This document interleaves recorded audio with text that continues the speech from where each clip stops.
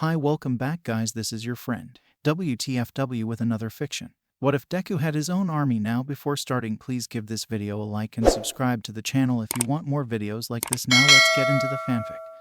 Midoriya Izuku wouldn't know what just happened. He was with the class in their dormitories doing their own things. He had patched up the troubled relationship he had with Bakugo Katsuki, and they were now on good terms, at least. He saved Eri from the shy Hasakai and beat the crap out of Overhaul and his 8 bullets, but at the cost of Sir Naitai's death and his senpai, Tagata Mirio, quirk, permeation. Still, after doing everything he could, at least now Eri was happy and had smiled during their school festival, and he was responsible of hers while in school. Eri was either with Mirio or Aizawa-sensei. He went to bed to get ready for another day in heroism, but somehow he felt disturbed. Like he was in a place he shouldn't be. He bolted up from where was laying down. He frowned when he discovered that his bed was here. But the room was unfamiliar despite the same theme he decorated in his room, and walked out of the bedroom. Once he got out, he knew he wasn't there when the halls weren't matching with the same colors he knew by heart, and he decided that remaining in his pajamas, which are All Might themed, of course, and went to search someone. It didn't take long when he heard. "What the hell is this place?" "Kaken," Izuku said before rushing toward the source of the voice. "How was Kaken here? Where is this place?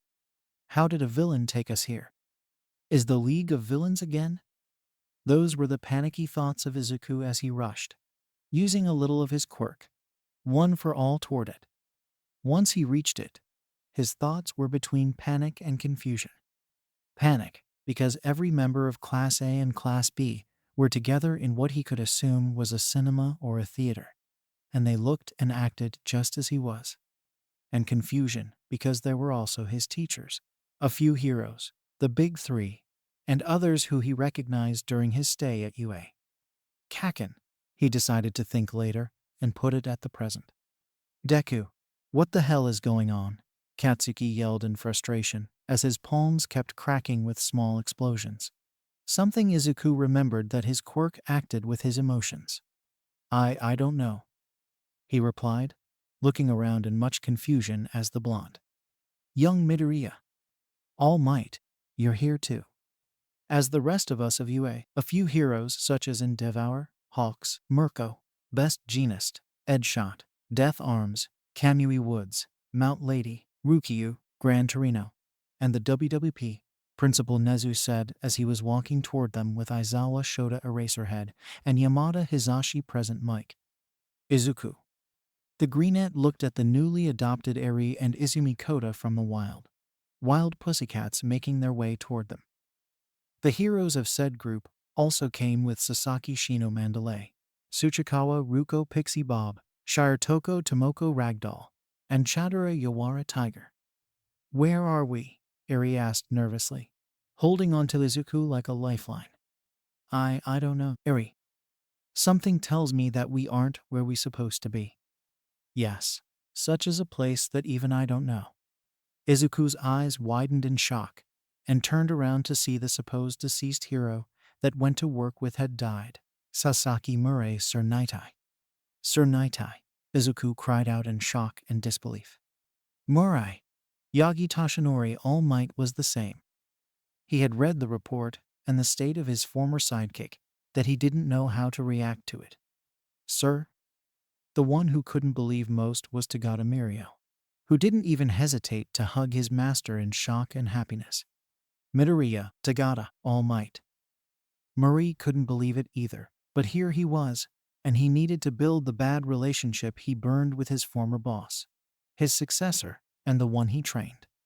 "Here I am too, you zygotes." Torino Sorahiko Gran Torino grunted as he made his way toward his trainees. Gran Torino, "Sir." Toshinori, the former #1 hero, cowered behind his successor in terror to see his former teacher. Izuku wasn't much bearing the same as he was trembling at the elder who kicked his ass during his internship before the Hasu incident. "It's good to see you again." Sorahiko snorted before a laugh. A familiar yet impossible laugh made him and Toshinori freeze in shock. He turned around to see the impossible sight of the deceased hero, friend, and mentor, Shimura Nana, laughing with a few other unrecognizable people behind her. And Nana? Toshinori couldn't believe his eyes. One thing is reuniting with Murai, but another thing is reuniting with his mentor, his predecessor, and the only one who he could accept as his mother figure just in front of him. Is it you? Nana's laugh diminished as she wiped the laughing tears from her eyes and sobered. Yes, Toshi, it's me. Toshinori would accept that he made his way toward her and gave her a hug, hoping that it wasn't a dream and remained like this forever.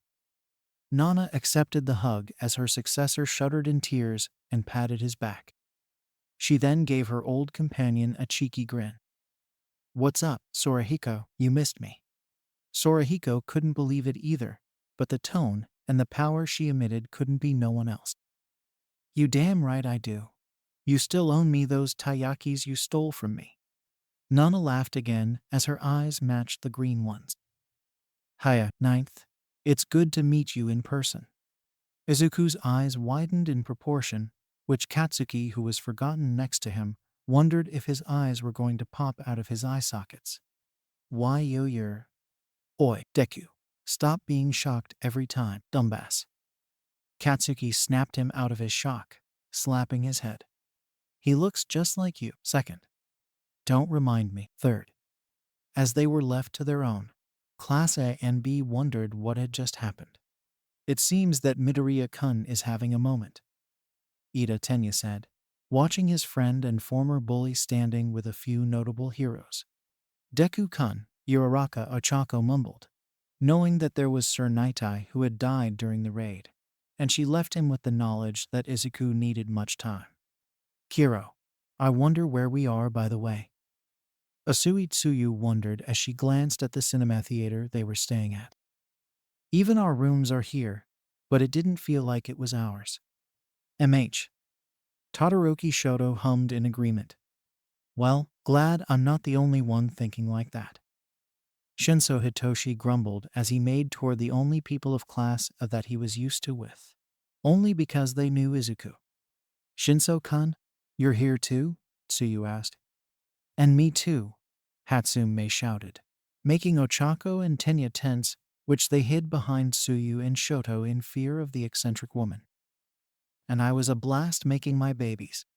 I wonder if this place has a workbench somewhere. Don't worry, Hatsume. It will be all explained in a moment.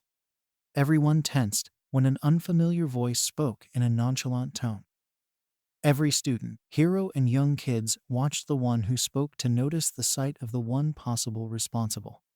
He was like a teenager only in that his hair looked like Shoto's, except that it was white on the right and black on the left with two small bare ears on the top of his head and a small crown. He was a little tanned, has the aura of a Bishonen character, and had two perfect amethyst-colored eyes. He was wearing a black three-piece suit with a white shirt and black tie, black gloves, golden button. On his jacket, a king cape in color black with white fur around it, and a golden chain hanging his pants and the pocket of his jacket. Well, it seems like every person that I chose are respectfully here. The man sighed in satisfaction. Even Sir Naitai, which I'm sorry about your death. But hey, at least you're here with the rest of us. HM. Where the hell are we, you villain? Todoroki Enji Endeavor shouted, preparing his quirk to vanquish the villain. My god, is he always like this? Of course he is. What did I expect? The crowned kid scoffed before snapping his fingers, which resulted on Enji's quirk turning off. What the? Who are you supposed to be? Nezu asked carefully. If such person could turn off the quirk of the current #1 hero, he didn't know what kind of quirk this man had. Oh, careful are we, Nezu-kun? The teenager snickered in amusement. Don't worry, I'm not going to hurt anybody if it is necessary. At least I didn't bring the villains to watch the show. The heroes in training glanced at each other in worry, but were in relief when no villains were here. The only thing they had to worry is about this guy who can turn off their quirks. Tesk, give them some entertainment, and they distrust such present. The teenager, like if he could hear their thoughts, scoffed. It's like everyone else of my kind said. The first reaction of bringing the people of this universe is distrust. At least, I'm prepared to fight back if necessary. What brings us here, mister? Yayurazu Momo began politely. The teenager slapped his hand on his forehead in realization. Oh, right, forgot about it. Thank you kindly, Yayurazu-san. The man stood up from his seat, which looked like the seat of a throne, and bowed dramatically. Sorry for the late introduction. My name is not important, but I go by the name of Kuma. Nice to meet you all. I'm a great fan of your universe, truly. Universe? May perked up in interest. Are you saying that the theory of the multiverse is real? Why, yes, of course the multiverse exists, my eccentric woman, Kuma shouted in joy, holding himself like he was pulling an invisible strap forward. The idea of the multiverse exists, but because of its complex, nobody could have known of it. Unless a group of individuals like me are able to see them, of course. Why are we here then, young Kuma? Toshinori asked. Ho, calling me young makes me younger. Thank you, Yagi-kun. Kuma chortled. I'm far the eldest of this place, truly far than the dawn of the quirks. But calling me young doesn't mean that I'm going to pamper you all like children, am I? Everyone tensed, but didn't last long as Kuma laughed in glee. Oh, you should have looked your faces, he cackled, snapping his fingers. Of course, this cinema theater was added with a snack bar and many other delicious treaties that you can enjoy. A cinema theater is nothing without some snacks, right? And don't worry, the place replenishes itself on its own, and we can take a break whenever we want. But I have a question. What is it, Tsu-chan? Kuma asked, crossing his arms and planting a fist under his chin. I know you mentioned that this is a cinema theater, but I'm asking, what is this place? She asked, not knowing if letting this person calling her by that nickname was okay or not. Oh right, you mortals wouldn't know what this place is, he chuckled. This place is put inside a pocket dimension that only the people placed here can move and act, while the outside world is like in stasis. They won't know you disappeared, and you'll return to your own world as soon as this place has finished the course of the show. Suyu nodded and few of the heroes and students sighed in relief. Come on, I'm not that bad. Kuma grunted, pouting, and crossing his arms in mock hurt. I have known a few of my kind acting a little sadistic or worse, but I'm more like in the gray area. Sorry, I was worried about my family, she pointed out. Kuma nodded. Understandable, have a nice day. Kaminari Denki, Siro Hanta, and Ashido Mina laughed at the meme he just spoke. Ah, a man of culture I see. Denki laughed. Kuma smiled brightly. Why yes, my young Pikachu, that I am. Hey, Denki complained mock hurtfully, with the two laughing and Jiru Kyoka joining in. In any case, Kuma brought up. I think it's time for the show to start, am I right? So, take your snacks and seat whenever you want while I take a moment to prepare. With that, Kuma disappeared just as his throne, leaving the heroes alone.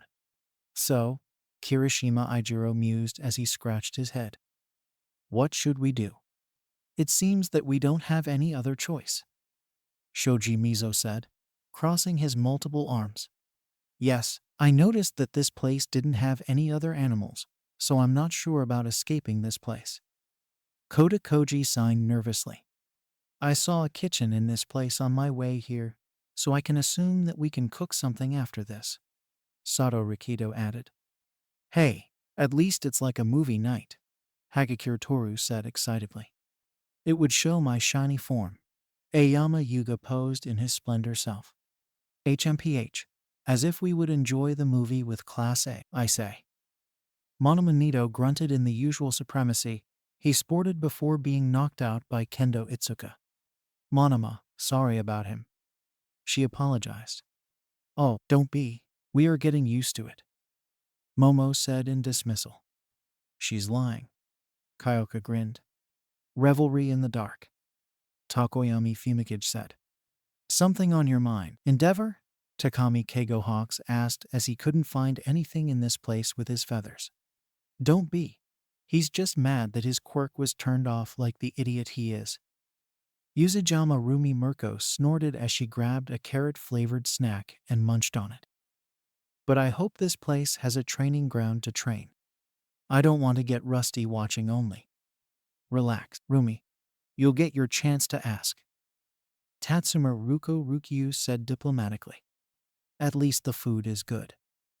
Toyomitsu Teishiro Fatcom said as he had grabbed different snacks to eat. Well, at least, this is an experience not many people would be able to be in. Hakamata Tsunagu Best Genus said. Brushing his brilliant hair, somehow Katsuki shuddered when his eyes connected with his former intern teacher. I see. Kamihara Shinya Edshot said in agreement. What brought you here, old-timer? Takayama U-Mount Lady asked the only active hero within the top ranks. Hey, you're being rude, Ogami Shinosuke Deaf Arms yelled, outraged. And don't think of looking at his name. Fun fact. I decided to use the voice actor in Japanese as his name. Kami, MT, Lady. Nishia Shinji Kamui Woods groaned, facepalming. Youngsters these days.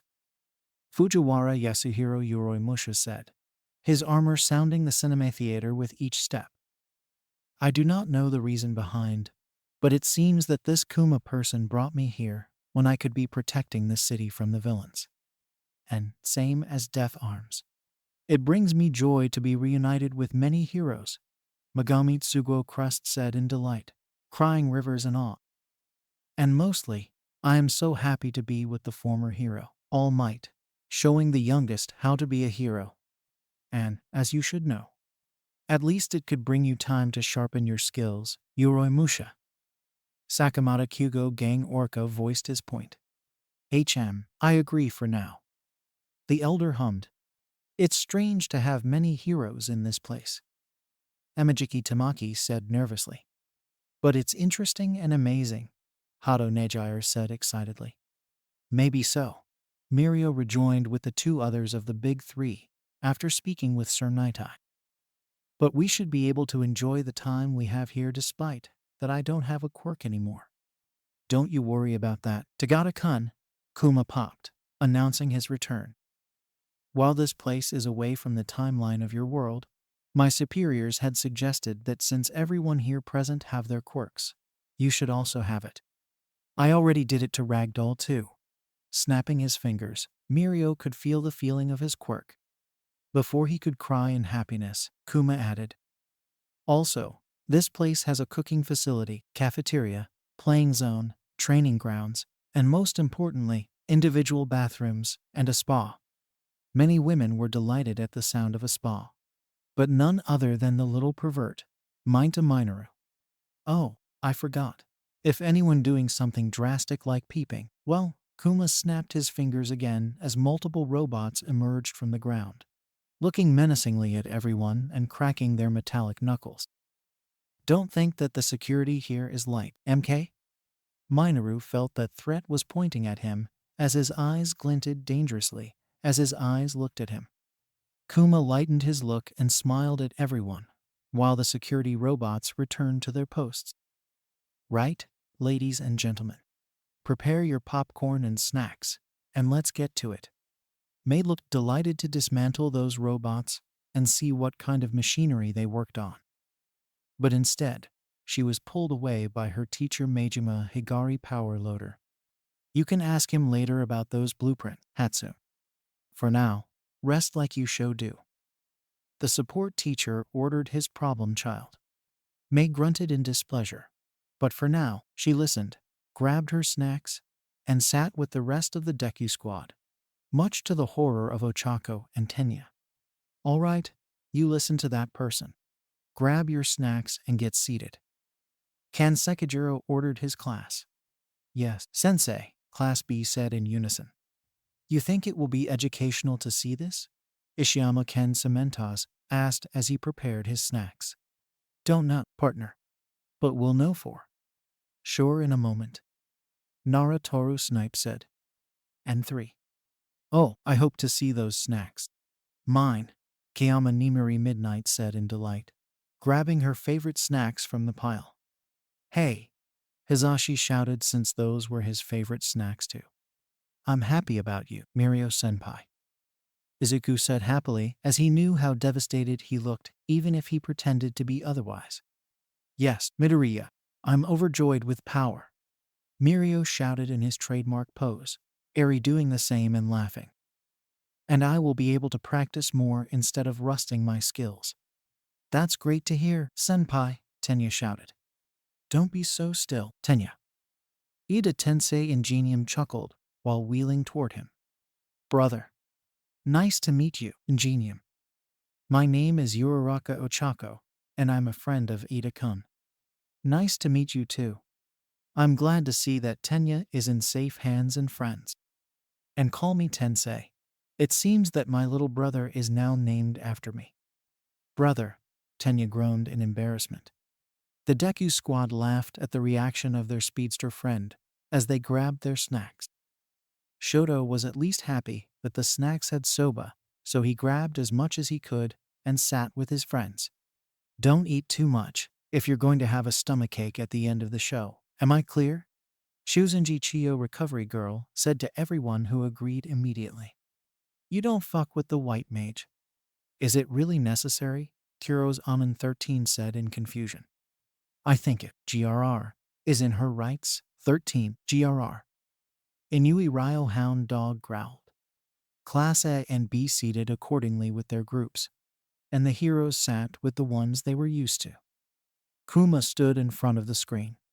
Now, ladies and gentlemen, this universe is going to show the one person who everyone loves and cherish. Kuma announced dramatically. Oh, I hope it's about me, Minoru said. In your dreams, Grapist.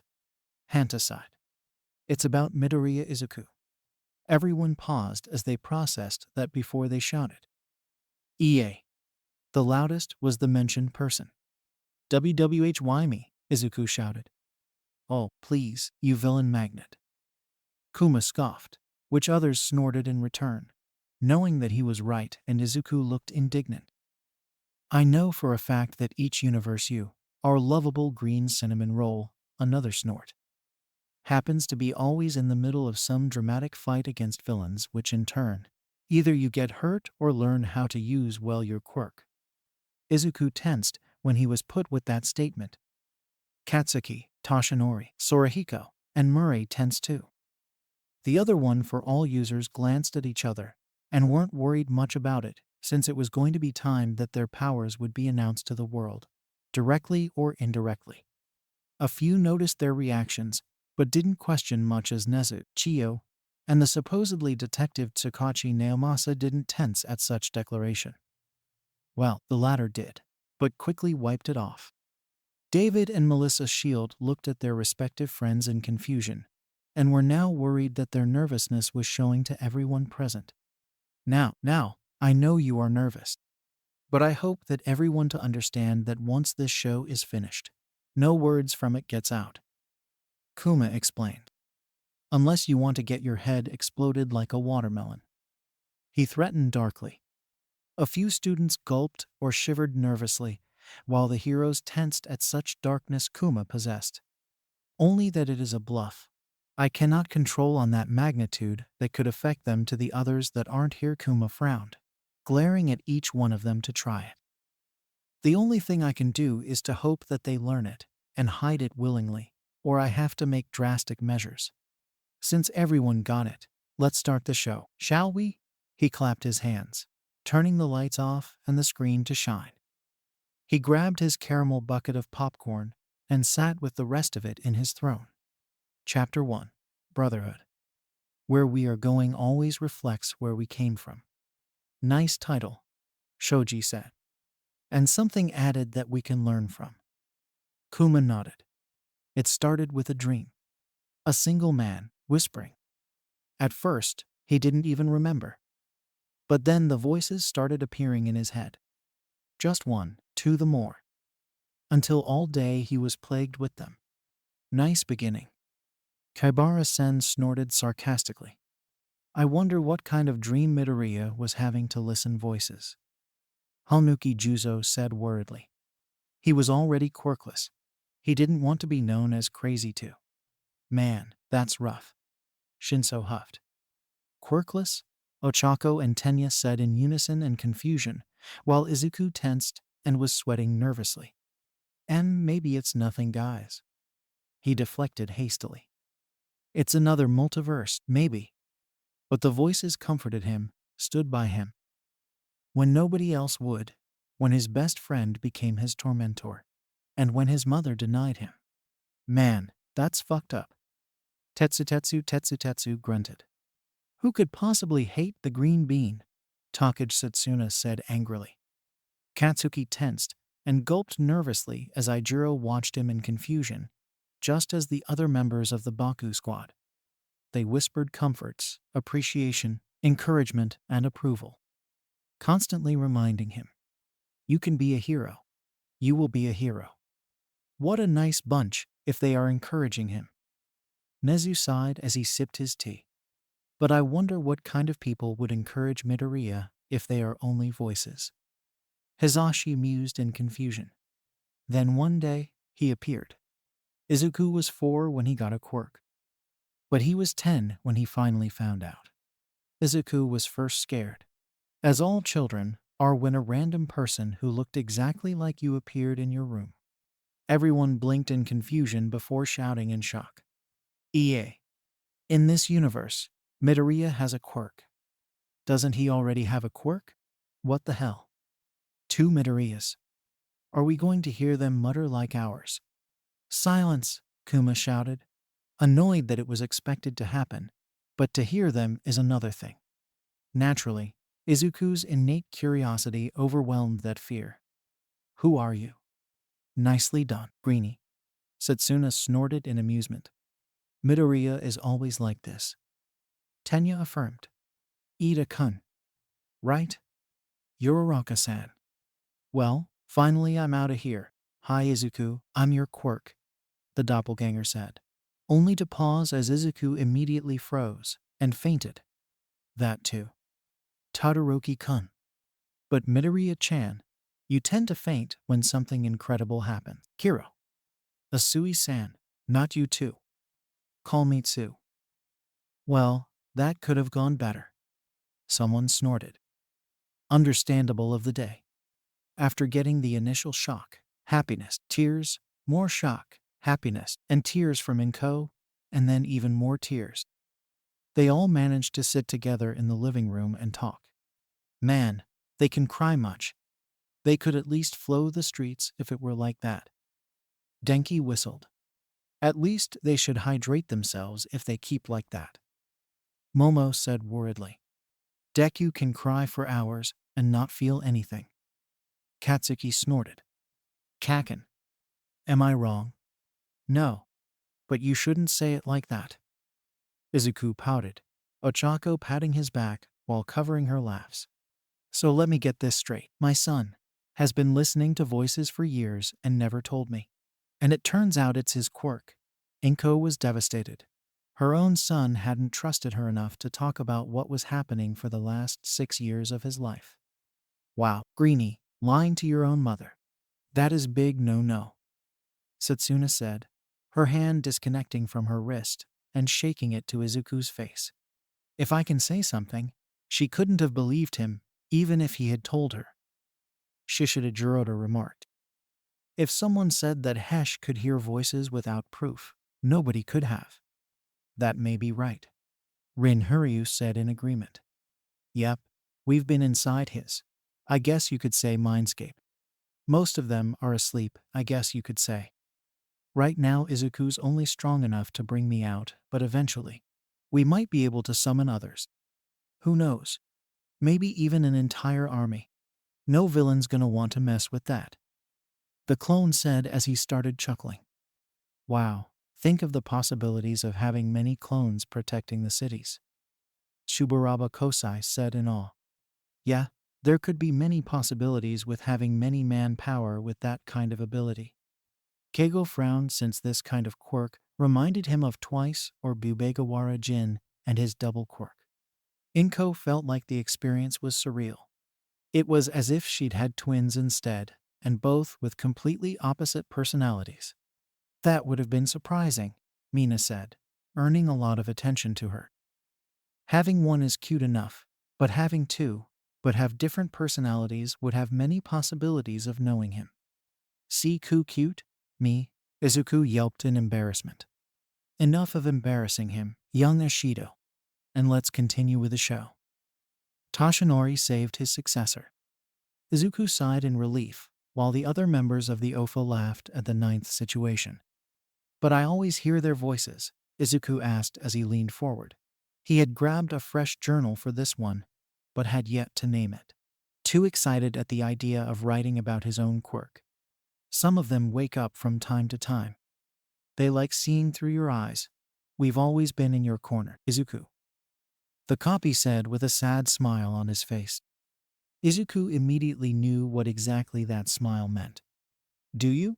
Shoto asked. Why, yeah, Izuku replied. While his friends comforted him, many heroes watched him in slight worry that this kid had suffered. He's going to need therapy after this. Nimiri sighed. Agreed. Nezu said, looking at the counselor.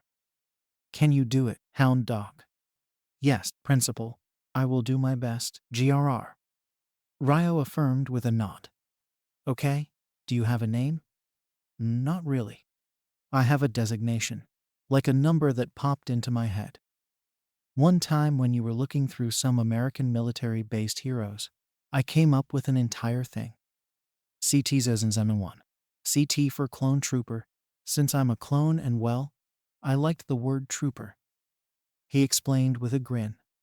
Thank you, Denki shouted when he didn't understand the CT term. Shut up, dumbass. Kyoka growled, threatening him with her jacks to his face. Yeah, no way am I calling you that. You're not just a clone. You're not just my quirk. You're me. Just a bit different. So you gotta have a name, Izuku said passionately. He didn't want to be like other people with sentient quirks who disregarded them. You are a great companion in the darkness, Midoriya. Fumikage approved of him. Yeah, Dark Shadow agreed. Izuku smiled. Thank you, Takoyami-kun. Nishida Masakazu Ectoplasm smiled under his mask, as such intention wasn't very liked with non-sentient quirk users. While his quirk, clones are part of him, they didn't do much as what Midoriya could. And no need to be said. 01 was surprised but smiled at the thought. All right then, but what should my name be?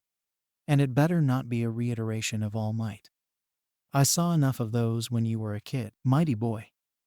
He teased. Izuku flushed red. As much as he admired All Might, even he had to admit that those names were kind of cringy. My boy, there is no shame of calling close to name hero name, Toshinori yelled. You still thought of those names, Deku? Katsuki snorted. What a kid you are. At least he isn't called like those cringy names of yours, Bakugo. Kyoka snorted. What did you say? Ears? Katsuki roared indignantly. What were those names? Rumi asked in total curiosity. Bakugo called himself Lord Explosion Murder for the first time. Ninuri said with a wave of her hand. I instantly shot it down. Cold. I like it. I don't know. I think you should decide. I mean, it's your name. Izuku mumbled out. 01 nodded at the good point and started to think about it. Unfortunately, he also had Izuku's mumbling habit. Is this what it feels like? So similar. Wow, even yourself are creeped out like it, huh? Awase Yostu pointed it out. MH. Kodai Yui nodded. Revelry in the dark. Kurawaro Shihai agreed. That did come expectingly. Fukadashi Manga said. MH. Yanagi Ryaiko nodded. HM. He snapped his fingers and smiled at both of them. I choose Django. Django? That's so cool. Inko just smiled at the two, though now she did wonder if she was going to have to take care of two growing boys instead of just one, or more if Django was right. Oh dear. Anyways, in celebration of finally getting your quirk, how about I make katsudon? Inko was immediately met with the excited cries of two 10-year-old boys for their favorite food. Django? That fits well for some reason. Kyoka mused thoughtfully.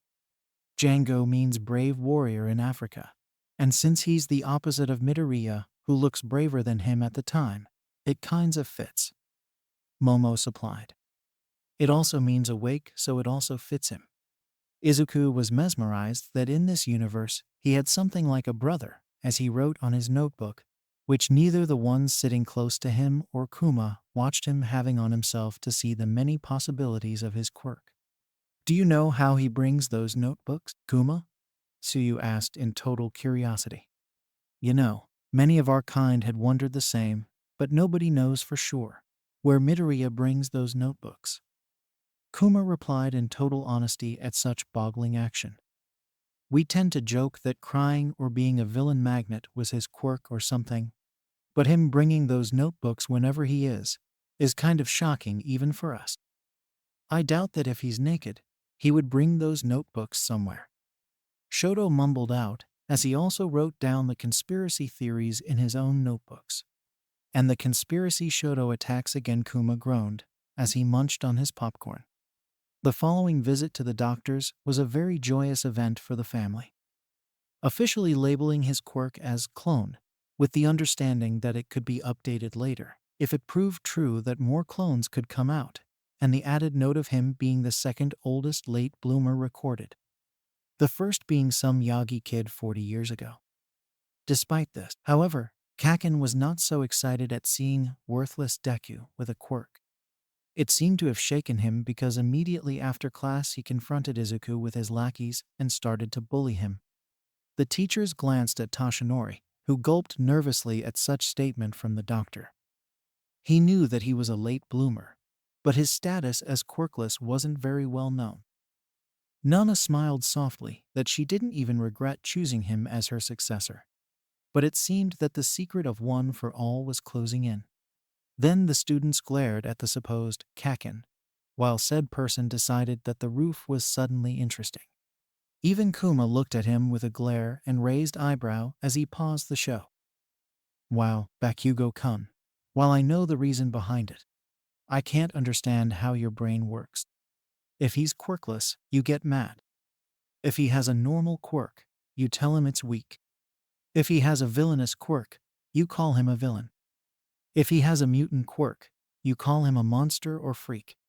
I mean, what's the point of him having a quirk if you're going to be mad at him for something he has no control of? Eri sniffed as she didn't know how to feel about that. She knew that Deku was the one who saved her from Overhaul, but she doesn't see him as a monster. Instead, she is her hero who saved her when everyone told her her quirk was a curse. Eri tensed when a hand touched her head, but it was warmer and kinder. She looked up to see Izuku giving her a smile and caressing her slowly. It's okay, Eri-chan. Overhaul won't hurt you anymore and your quirk is not a curse. Eri smiled happily and gave him a hug, which he returned warmly. Kuma sighed as he clapped his hands. All right, everyone. You can chew him up after the show. So, return to your seats or whatever and pay attention. You think that just cause you got a quirk you can stand up to me, Deku? You're nothing. The blonde went with his hands already crackling. Izuku was already crying. His hopes of finally being accepted by his childhood friend being shattered in front of his eyes. Man, I really fucked up, Katsuki groaned, rubbing his eyes. That's not manly, Bakubro. Ijiro grunted, not knowing how to feel about that. We already made up, so there is no need to attack him. You guys. Izuku quickly defended him, covering Yuri's ears, which Shino covered Kota's much to his chagrin. So please, guys, let's keep watching. Everyone grunted reluctantly, but followed the greenette's words and sat down. On that day, things stayed the same, and yet things changed. Katsuki's prejudice stayed the same, as well as his assumptions, automatically assuming that a clone of Izuku would mean the same weakness to violence. Unfortunately for him, Django was not Izuku, even though he was a clone, and he did not like Bakugo Katsuki. So in true fanboy fashion, he copied a move that both boys saw All Might do on TV, and cold-clocked Katsuki in the jaw. Dom! Denki and Hanta shouted, posing the same as the meme while the others laughed at the blonde's result. Ha ha ha. Wow, Greenie, your brother is impressive, Setsuna cackled. You got owned, Bakego. Kyoka chuckled. Shut your mouths, extras, Katsuki roared. Oh, look how a clone punched the great hero of Class A. How the mighty have. Clonk. Again, I'm sorry about him. Don't worry. No harm done. Ajiro Mashiro answered for their class. Man, at least Monoma would have learnt that there is a time and place for that. Kamakiri Toguru stated. You don't know him enough, I think. Shota Nyaranjeki sighed. HM. Bondo Kojiro nodded. It was kind of funny though. Tsunatori Pony said in perfect Japanese. Pony, since when you can speak well? Komori Kinoko said in confusion. You're welcome. Kuma snickered, grabbing more popcorn in his bucket. This place is able to translate in the language everyone is familiar with, so I though. Why don't I also help those that don't understand other HM? Pony cried and bolted toward Kuma, who then hugged him thankfully. Thank you. With this, I'll be able to learn Japanese without worrying others. Kuma smiled and patted her head like a small kid. It's all right. Oh Lord in heavens, thank you for bringing someone with a heart to us, Shiozaki Ibara said in total prayer. Did that light come from somewhere, or was it only me? Juzo asked. No, it wasn't just you. Manga supplied. Uff, I thought it was only me who thought like that. Oase sighed in relief. I came out to have a good time, and I'm honestly feeling so attacked right now. Kuma huffed indignantly. And nobody asks me about that light. The same as Midoriya, don't ask. I don't want to know. The young boy was out like a light, and seeing their illusionist leader unconscious on the ground, lost any courage they had and ran away. Blasted Pomeranian. Django grumbled as he shook his hand. Turning to Izuku, who could only stare in shock and pant as the adrenaline left his system. He had fallen on his rear while backing away and was still shaking. Buo, cowards, Denki shouted with Hanta thumbing down. I'm going to use that the next time. Mina chided happily to use the new nickname on Katsuki. You wouldn't, Katsuki snarled. Try me, bitch. Deku-kun looks like a scared puppy, Ochako cooed, but was worried about her best friend. Uraraka-san, please, Izuku's face reddened instantly. Django grimaced at the sight, but promised to himself that he would help Izuku get better. Come on, Vod, let's go home, he said while pulling Izuku up and then walked him home. Once reaching their room, with promises of explaining to Mom later, Django set Izuku on the bed and let him weep for the friendship that was lost and the dream that came with it. Later, after explaining everything to Mom, Izuku and Django sat together in bed. Izuku taking comfort in who was probably his only friend. How sad. Yeah, how sad. Mimiri sighed sadly. It looks like Bakugo is going to need some anger management after this, don't you think? Shota grunted. But inwardly he was boiling in anger that one of his students was the instigator. He wanted to explode and strangle that school for letting such actions without doing anything for their students. Don't you worry about it, Aizawa, Nezu said frigidly, which many teachers and even heroes shivered at the tone the principal was using. After we're done here, I promise you that school is going to be burning down. Here for more information, Principal Nezu. Kuma supplied. He was so glad to give him all information about that place. Aldera Middle School. Yes, thank you kindly, Kuma-kun, for the information. Nezu chirped joyfully, which now the teachers of UA felt kind of pity for them. For 2 seconds. My thanks to you, Principal. Kuma chortled as he made his way toward his seat. Do your worst. Ho ho ho, that I shall.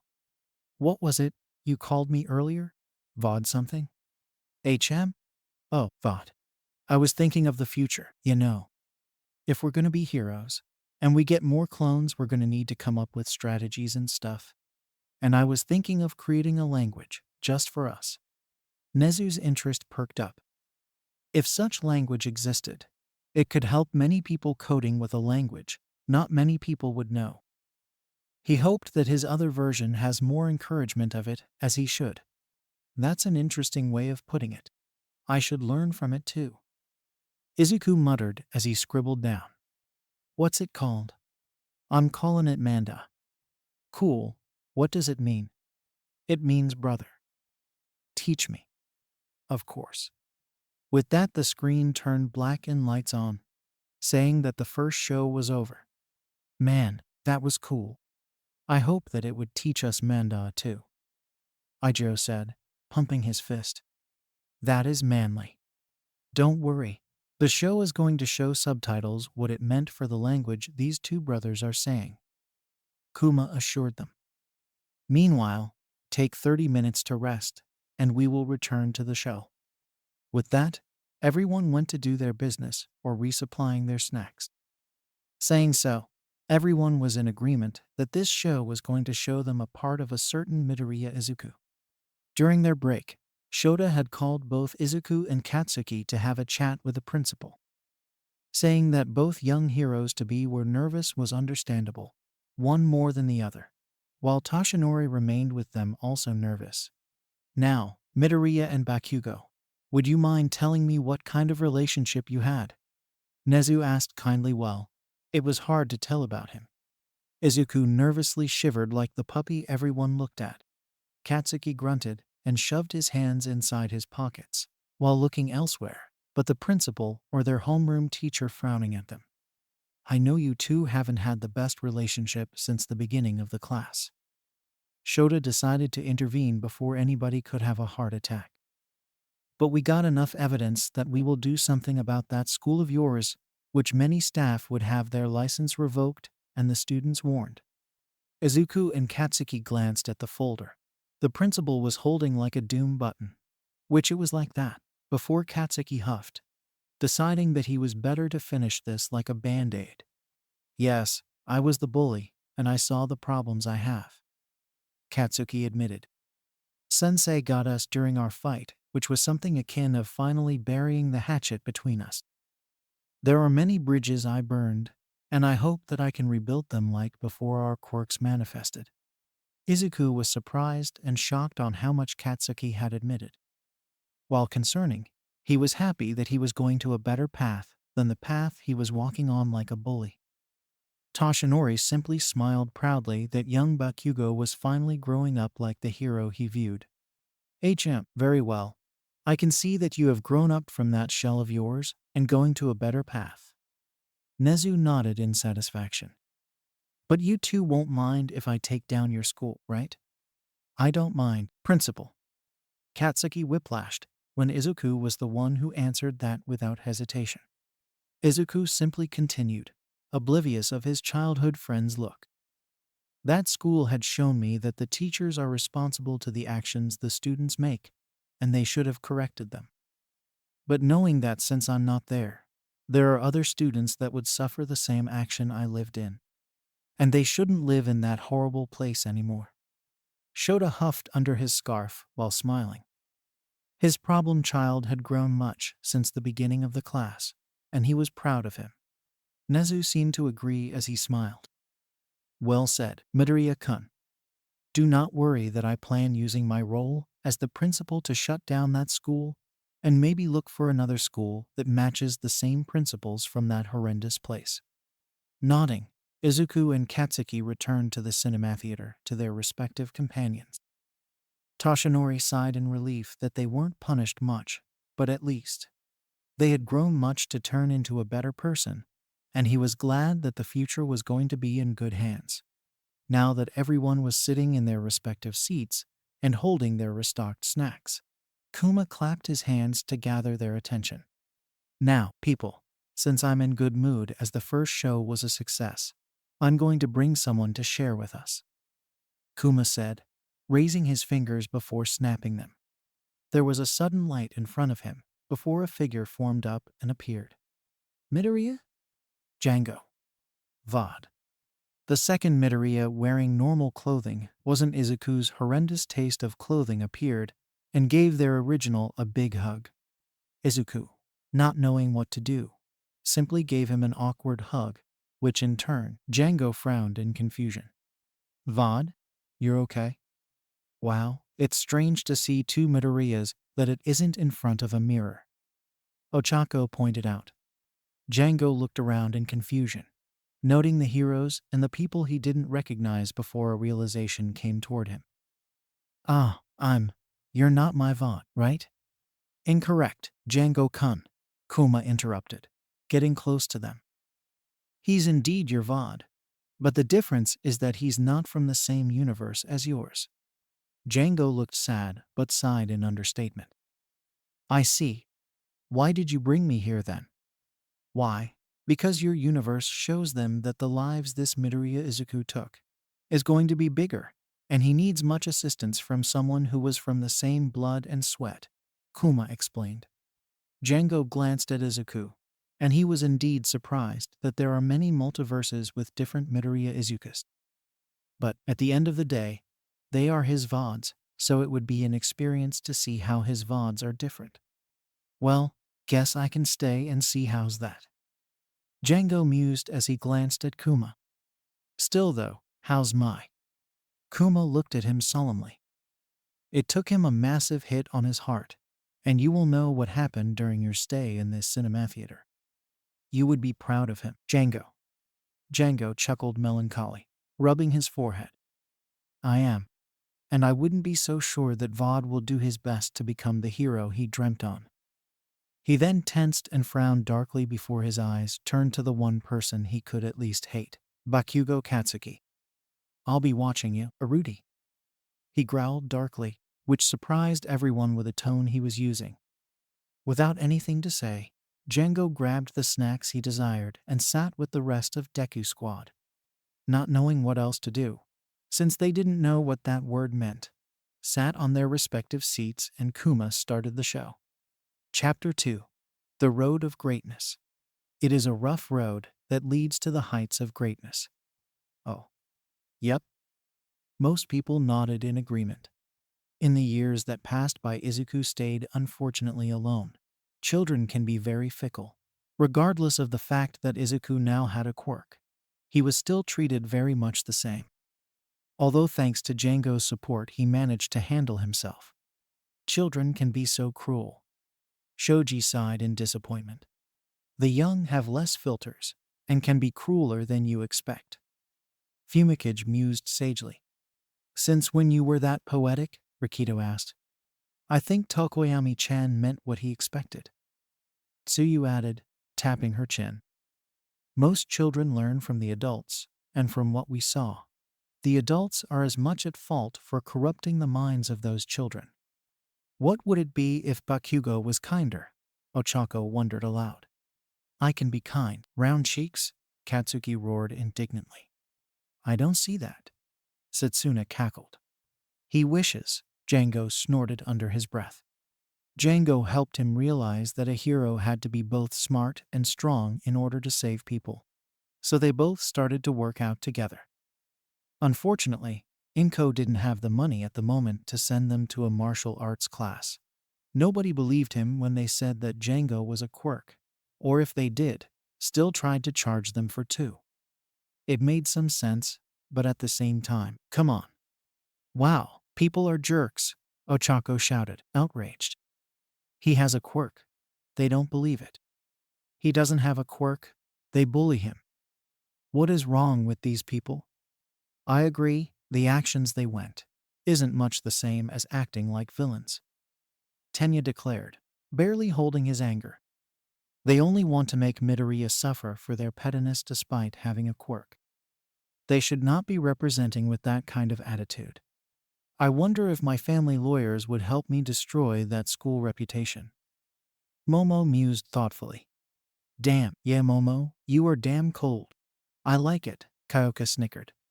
Django was happy that Izuku has great friends to count on, just as he is with his Vod and Oravad. And whenever Katsuki's inferior to superiority complex reared its ugly head, they could always count on each other. Sometimes they won, sometimes they lost. They grew together, however, and made sure to learn from their losses. I should write this down on helping Bakugo with his problems, GRR. Ryo growled, thinking on his plans on giving him the anger management. At least, young Midoriya and young Django are learning on each fight. Toshinori said. Taking a loss doesn't mean much if anyone can learn from their mistakes. Momo decided to write that down and hold it to herself. Ever since the time she teamed up with Todoroki, she gained her confidence, but it was good to write down what they learned here. While Izuku still had a small part of him that held out for Katsuki to grow up, he stayed realistic and realized that the blonde's decisions were his own. Unfortunately, Katsuki's influence over their peers was still great, especially due to his own explosion quirk, and as such, nobody really wanted to be friends with Izuku. For now, however, that was fine. He had Django and the voices inside his head to help him. Wow, does that make him sound insane? Yup. Izuku agreed to his counterpart. At least my voices in my head are sane, right? The OFA users, feeling the thoughts of the ninth, glanced at each other wondering about it too. Anyways, all of that came to a head one fateful school day. Both Izuku and Katsuki tensed up, knowing what they were going to expect from that time. Alright, it's your third year, and I have to give you all these career packets. But I'm pretty sure you all want to go to the hero course. Their teacher said, throwing papers into the air as the entire classroom started showing off their quirks. Izuku refrained, however, as the phrase that could describe his and Bakugo's relationship was on sight. Said teen in true Bakugo fashion, let off an explosion to catch everyone's attention, and then loudly began to proclaim his own ambitions. Wow, he didn't even change much. Ochako snorted. What did you say, Kirby? Read my lips, Bakugo. Ochako challenged him. Django snorted. You sure picked well, Vod? He muttered to Izuku. Izuku instantly blushed, waving his arms. Tobiwa, what are you saying, Django? Ah, young love, how precious they are. Kaya, Nimiri squealed. Keep dreaming on, old hag. You snorted before yelping as she was hit with a snack. Shut your trap, you whore. Make me, you dominatrix bitch. Man, these people, Shino groaned, covering Koda's ears as much as Mirio doing the same to Aries. Aunt Shino, I can't hear the show. Koda complained as he tried to uncover his ears. Izuku was in the middle of writing down some questions and notes in his most recent hero journal over the newest hero that had just debuted, MT. Lady. It was only the fact that the last few years had given him great situational awareness that he pushed his desk forward, while pulling his journal back and driving the desk into Katsuki's chest as he left off explosions. Ha ha ha, in your face, dummy. Django laughed before dodging an incoming fist. Wow, the kid was in my debut. I wonder what he wrote in those journeys of his. You mused thoughtfully. Have you seen what Midoriya writes in those? Shoda? Hizashi asked. No, I haven't. But after this, I might ask him about that. Guff ka, damn it, Deku, he screamed as Django appeared. Look who's talking, you feelin' lucky? Punk? Django sneered as he got ready for a fight. Izuku immediately stood as well, and the three were in a standoff. What's the meaning of this, Bakugo? Izuku asked tensely. The hell you think? Trying to join UA? And ruin my record? Get real. Tension are too high over here. Denki joked.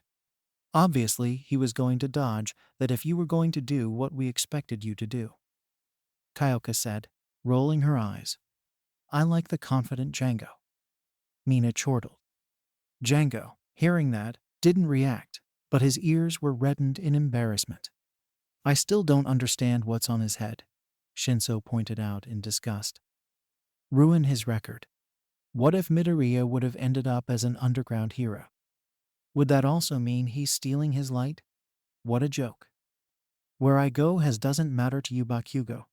Get your head out of your ass and leave us alone. That's right, Deku-kun, Ochako cheered. You can do it, Madabro, Ajiro added. What a man, Tetsu agreed. Ha!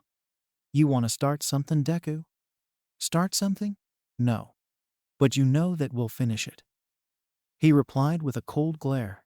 Sometimes it still hurt to see how far his old friend had fallen. Oof, Yosu cackled.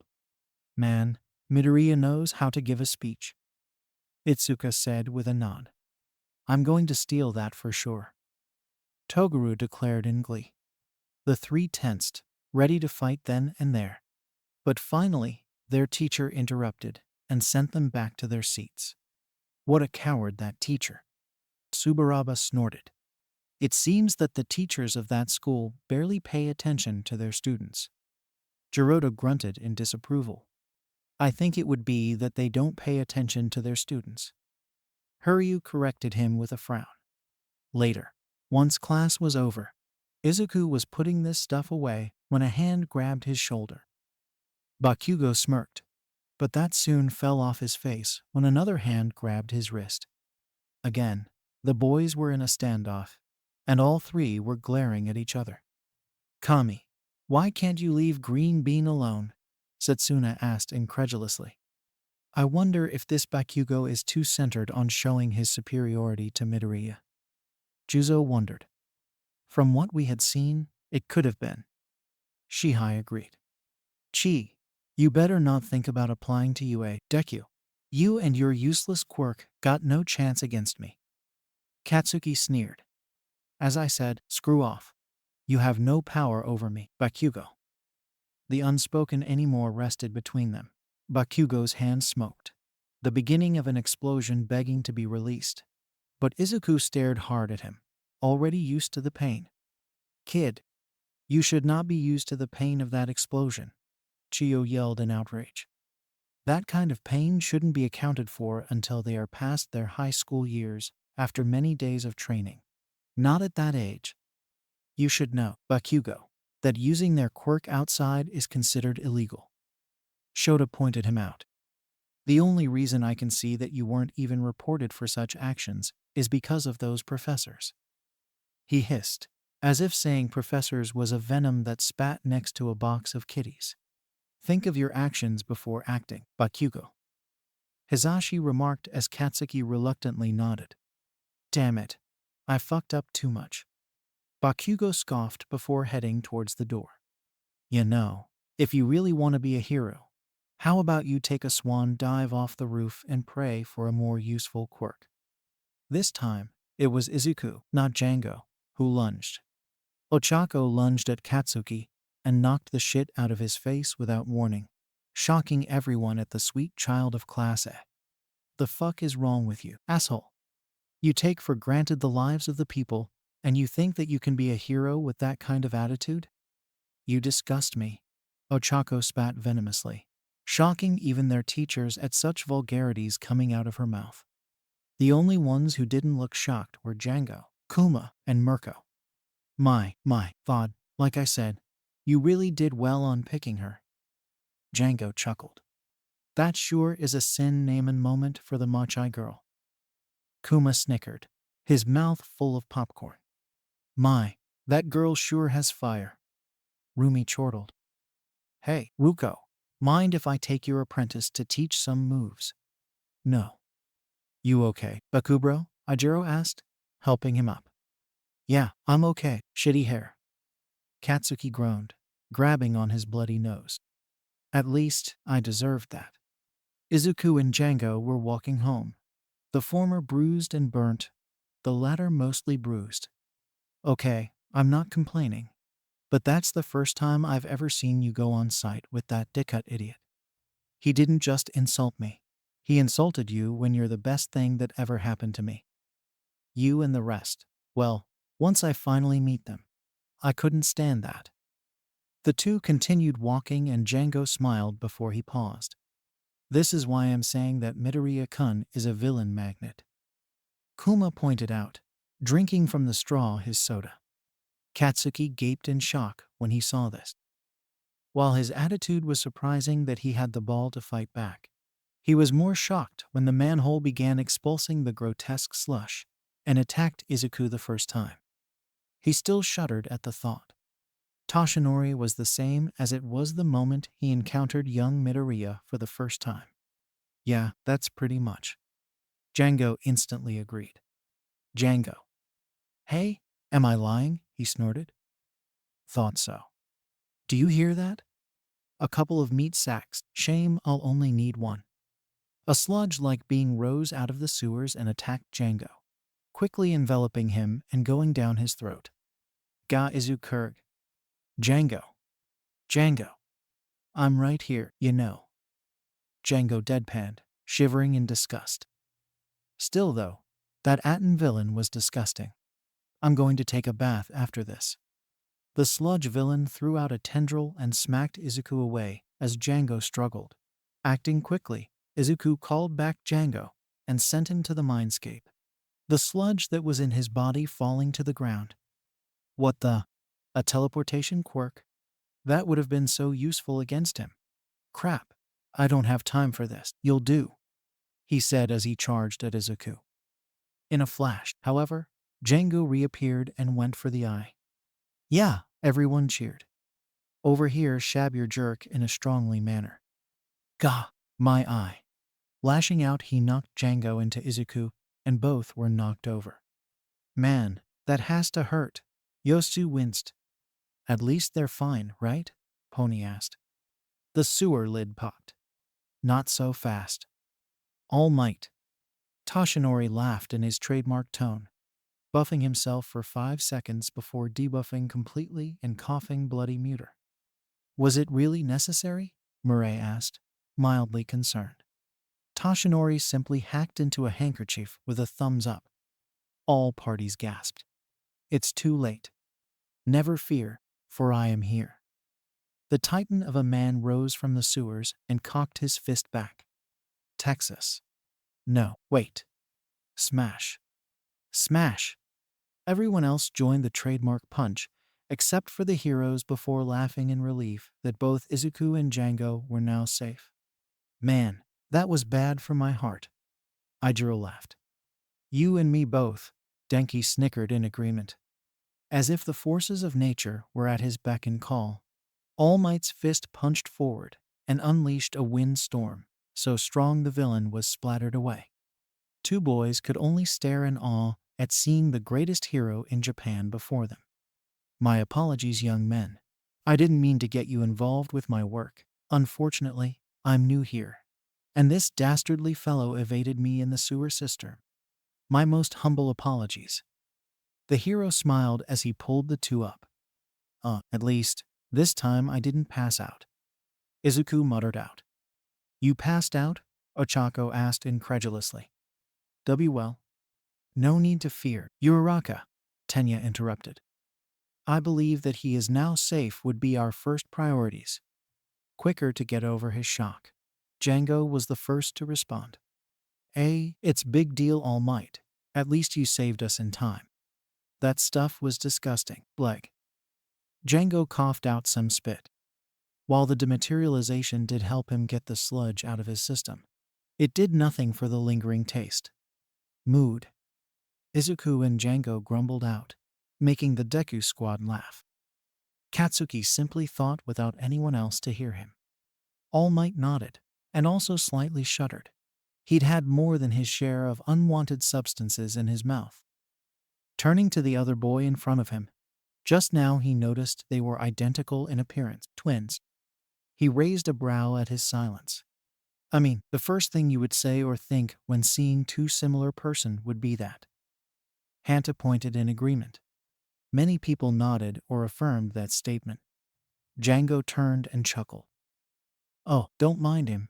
He's just probably having a fangasm of epic proportions. Come on, Vaughn, brother.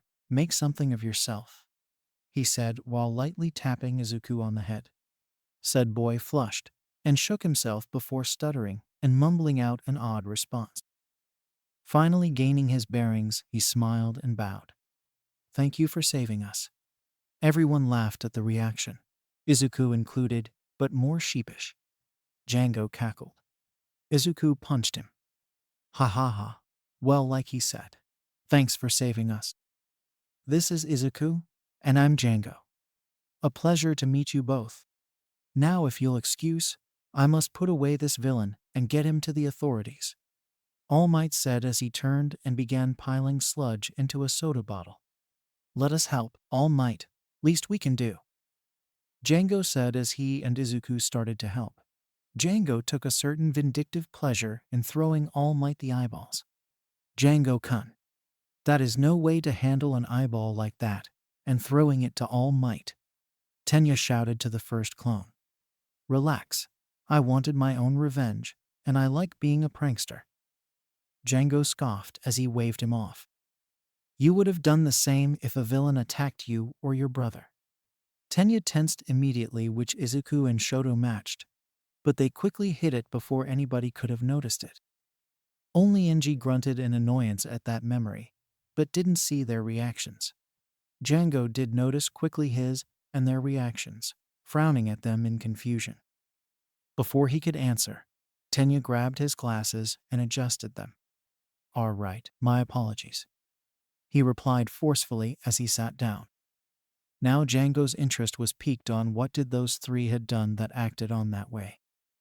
Maybe he should wait and see these shows to discover their secret. So young ones, are you two planning to be heroes? Yep, planning to go for UA. Ah, my old alma mater then. Well, I certainly hope you two make it. Now if you'll excuse me, I must be off. Have a nice day. All Might yelled out as he jumped into the air, leaving two smiling boys. Now that's different from what happened, Izuku admitted. What do you mean, Vaude? Django asked in total curiosity. Izuku tensed, as maybe it was better to keep his mouth shut. It's nothing of concern, he lied miserably. Django and the Deku squad, and few others, squinted their eyes and stared at Izuku. Vaude, what are you not telling us? On the teacher's side, every hero was staring at Toshinori, who looked the same as Izuku, avoiding their gazes and watching the floor with interest. Toshinori, what is the brat talking about? Sorahiko demanded. Izuku may have not grabbed his leg as All Might shot out on the air and almost dropped during his jump. Kuma declared nonchalantly, which in turn, everyone glared at their respective target. Hidi. Both current users of OFA shrieked in panic.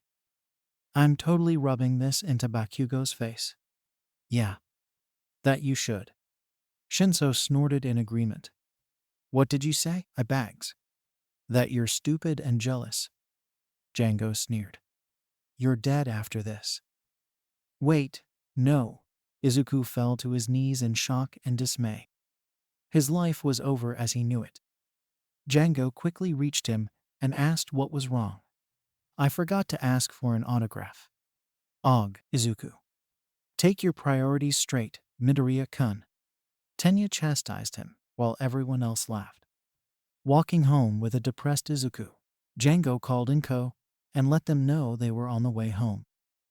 The sounds of explosions and fire, however, brought the spark back into Izuku's eyes and quickly ran over there, leaving Django behind.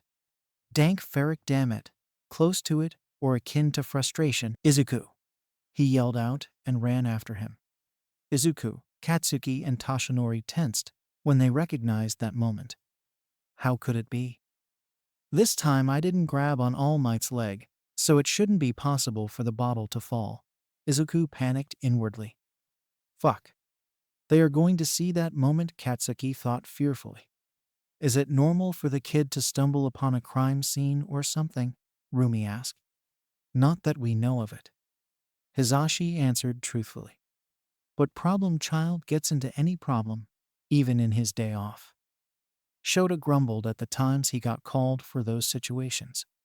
Reaching the scene of the crime, they both were shocked at seeing the same villain that had attacked them loose and causing so much destruction. Heroes around him helpless to do anything. Man, what a day, Shinji groaned in recollection of that day. But Yu was now dreading when she reminded on what happened after that situation. Didn't we scold a kid that day? Shinosuke paled at the reminder of that. Oh shit. Damn that backdraft of not being here to get chewed up with us. Shinji cursed at the luckiness of that hero. What the hell is happening? We helped All Might put that thing away. How did it escape? The bottle must have flown out. Or maybe his pants ripped. I doubt that they were made for going at Mach stupid high speed. The two boys made their way to the front of the crowd and were still in shock. It's been like this for a while. Wasn't All Might going after that guy? All Might? Where is he then? I was hurt that day, and I had used most of my time limits at the time. Toshinori defended himself. Relax, Yagi. Nobody could have blamed you about that, Hizashi said. Although, David mused, you could have at least worn more practical pants than those cargos. While the pockets are deep, with the speed you were going, there was a possibility that it could have flung out of it without you noticing. That could have been a possibility. Murray nodded in agreement. Well, at least there is a possibility that it wasn't Izuku's fault, Kuma thought. Munching on a chocolate bar. They continued to murmur, and the fires continued to grow. The sludge monster turned, and Izuku's eyes met Bakugo's. Wow, Bakugo looks scared in that one, Denki pointed out nervously. Bakugo-san showing nervousness is not something you would have expected. Momo agreed. Katsuki could only grumble at the sight of himself looking scared. He wasn't scared of that bastard, and he had managed to fight him. Or was he? In a burst of motion, he blasted through the crowd and tape line, sprinting as fast as he could towards him regardless of the heroes calling him to come back. Dank Ferric, damn it. Izuku, come back here. Django yelled as he ran towards Izuku. You too, not again. What is with you and moving without thinking? Kuma snickered. While heroic, you're going to be hurt one of these days. Agreed. Everyone else said in unison, only those that knew him well. Izuku simply blushed, but was determined to be better. Izuku, without any thought for himself, threw his backpack and nailed the same eye that Django had grabbed earlier, the impact stunning the villain long enough for Bakugo to breathe. With a gasp and a cough, Bakugo demanded to know why he was there. I don't know, my body just moved on its own. You're an ass, but I can't let you die, Izuku yelled as he started tugging on Bakugo's arms. What a way to shout him that he was saving him and cursing.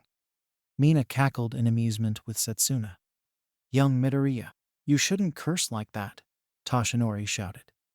Mirio sighed in relief that he at least managed to cover Iri's ears on time as Shino. We are going to need some earmuffs that censor curse words at this rate. Hey, that's a thought. Kuma mused in consideration. The villain raised a tendril and prepared to smack it down only for a rock to hit his eye and distract him. Screaming in pain, he paid no attention to the second boy running down towards him. Izuku, duck, Django cried. Jumping over his brother, he took advantage of the opportunity given to him and delivered a well-placed dropkick on Bakugo, serving not only to know him out of the sludge villain's grasp, but also make him hack up whatever sludge had gone down his throat. If he took a certain vindictive pleasure in doing so through a dropkick, well, who was going to say anything? What the hell? Deku #2, Katsuki demanded incredulously. My job, stupid, Django sneered challengingly. At least it was a quick thinking on making young Bakugo hack the sludge out of his throat.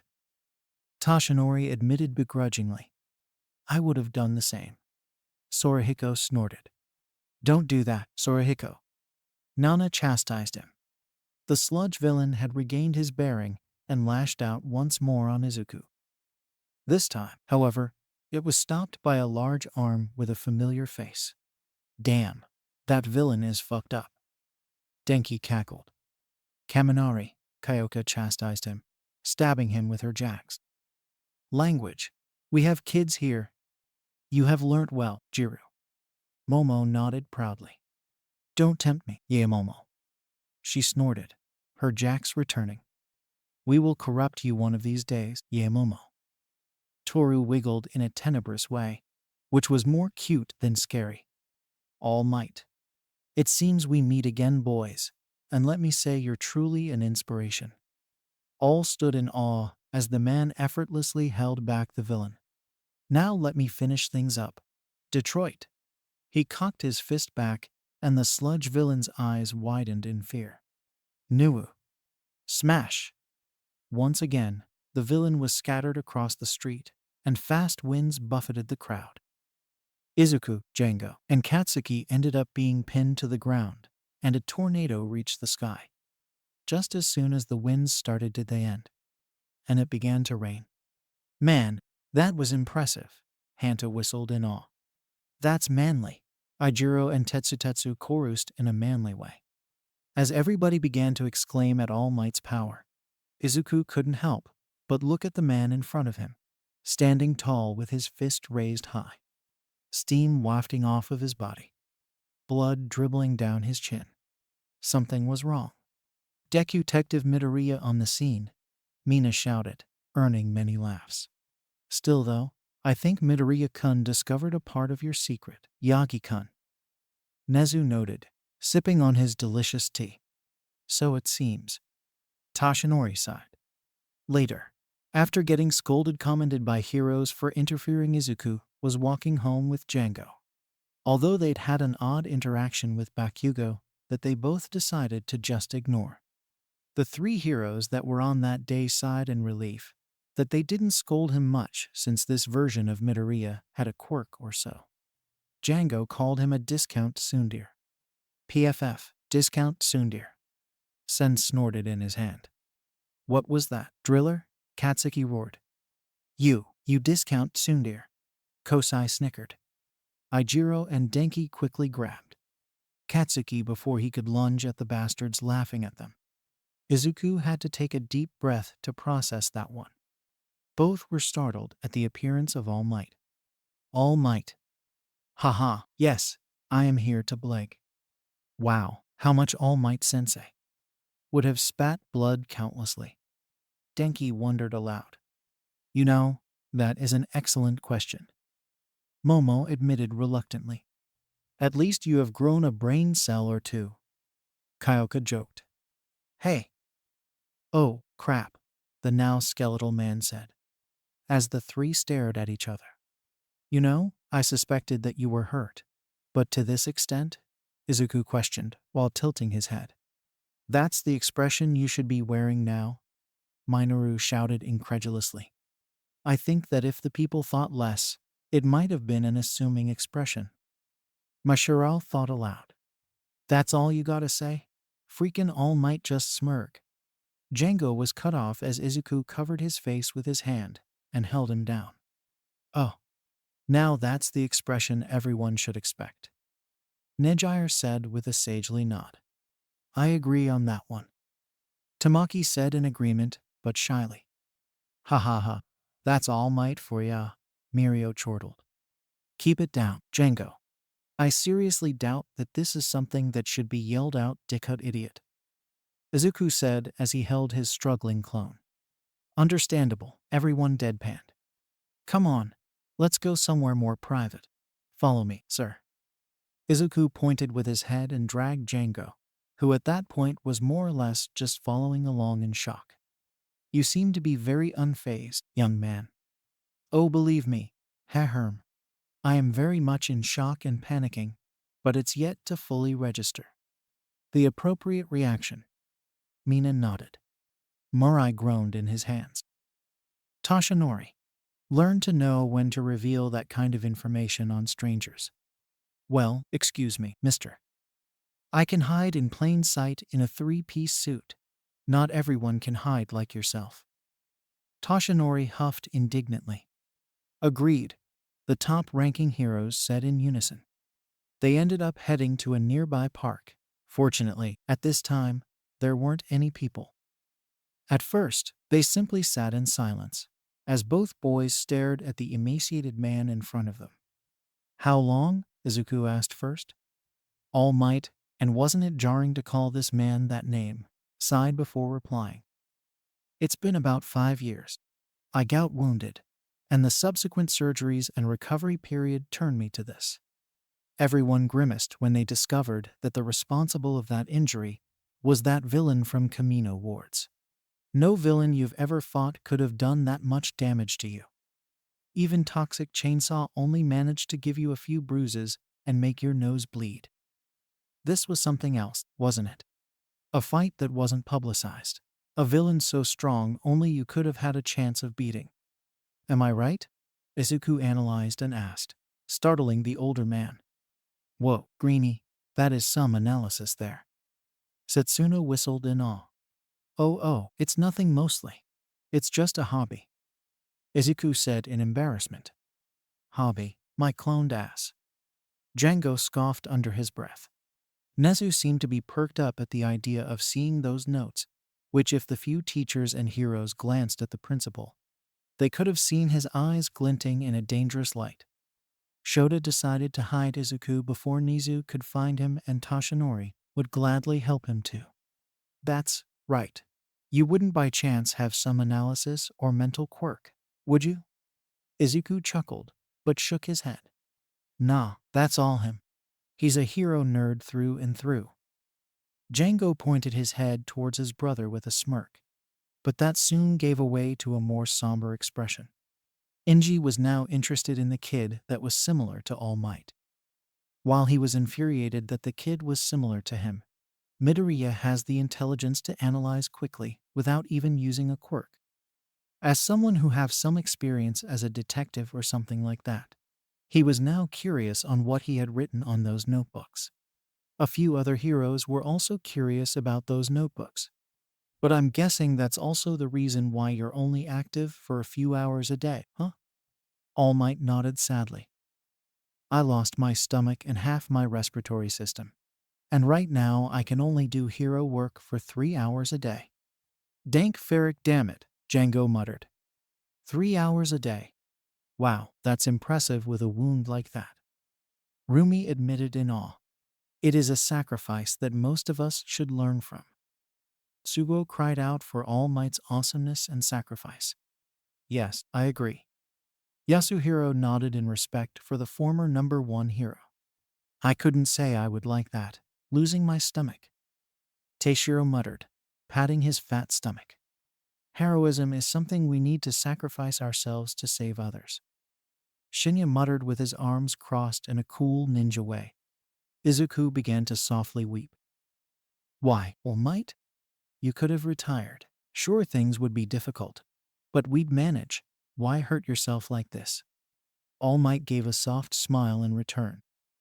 Because when I became a hero, I made a promise to help others and keep their smiles alive though my own.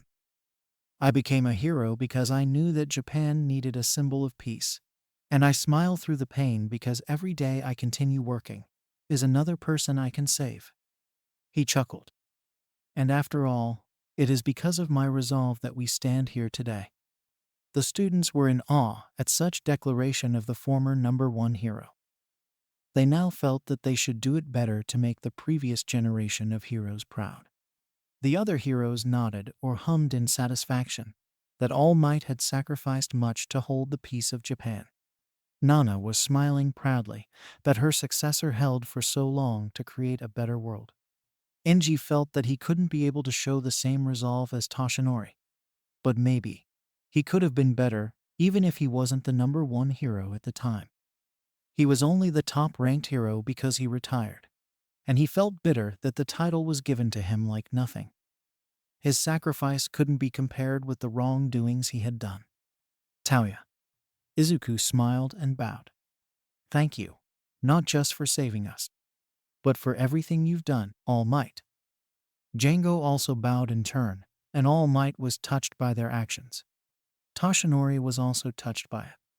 But I have to ask, why did you come after us? I came here because I was inspired by your action, young man. I was there in the crowd, but felt that I could not do anything because of my time was up. Then I overheard you saying to that boy, your body moved on its own right. Chi, this idiot's always getting into trouble before his mind even catches up. Django chuckled out while punching Izuku. Izuku rolled his eyes and returned Django's punch. Meanie, Izuku said, giving him a stink eye. Am I wrong? Django challenged him, laughing with his friends and Vod. That is one of the hallmark traits of a true hero, and starts the story for many. I am here today because I was inspired to act by you, to push beyond my limits. You reminded me of what it meant to be a hero, and for that I'm thankful. Izuku was freely crying in joy at having been an inspiration to his idol. Even Django couldn't help but tear up a bit. His Vod brother was definitely on the way to greatness. Hey, like a title drop, Hanta pointed out. Shush, Ochako shushed him.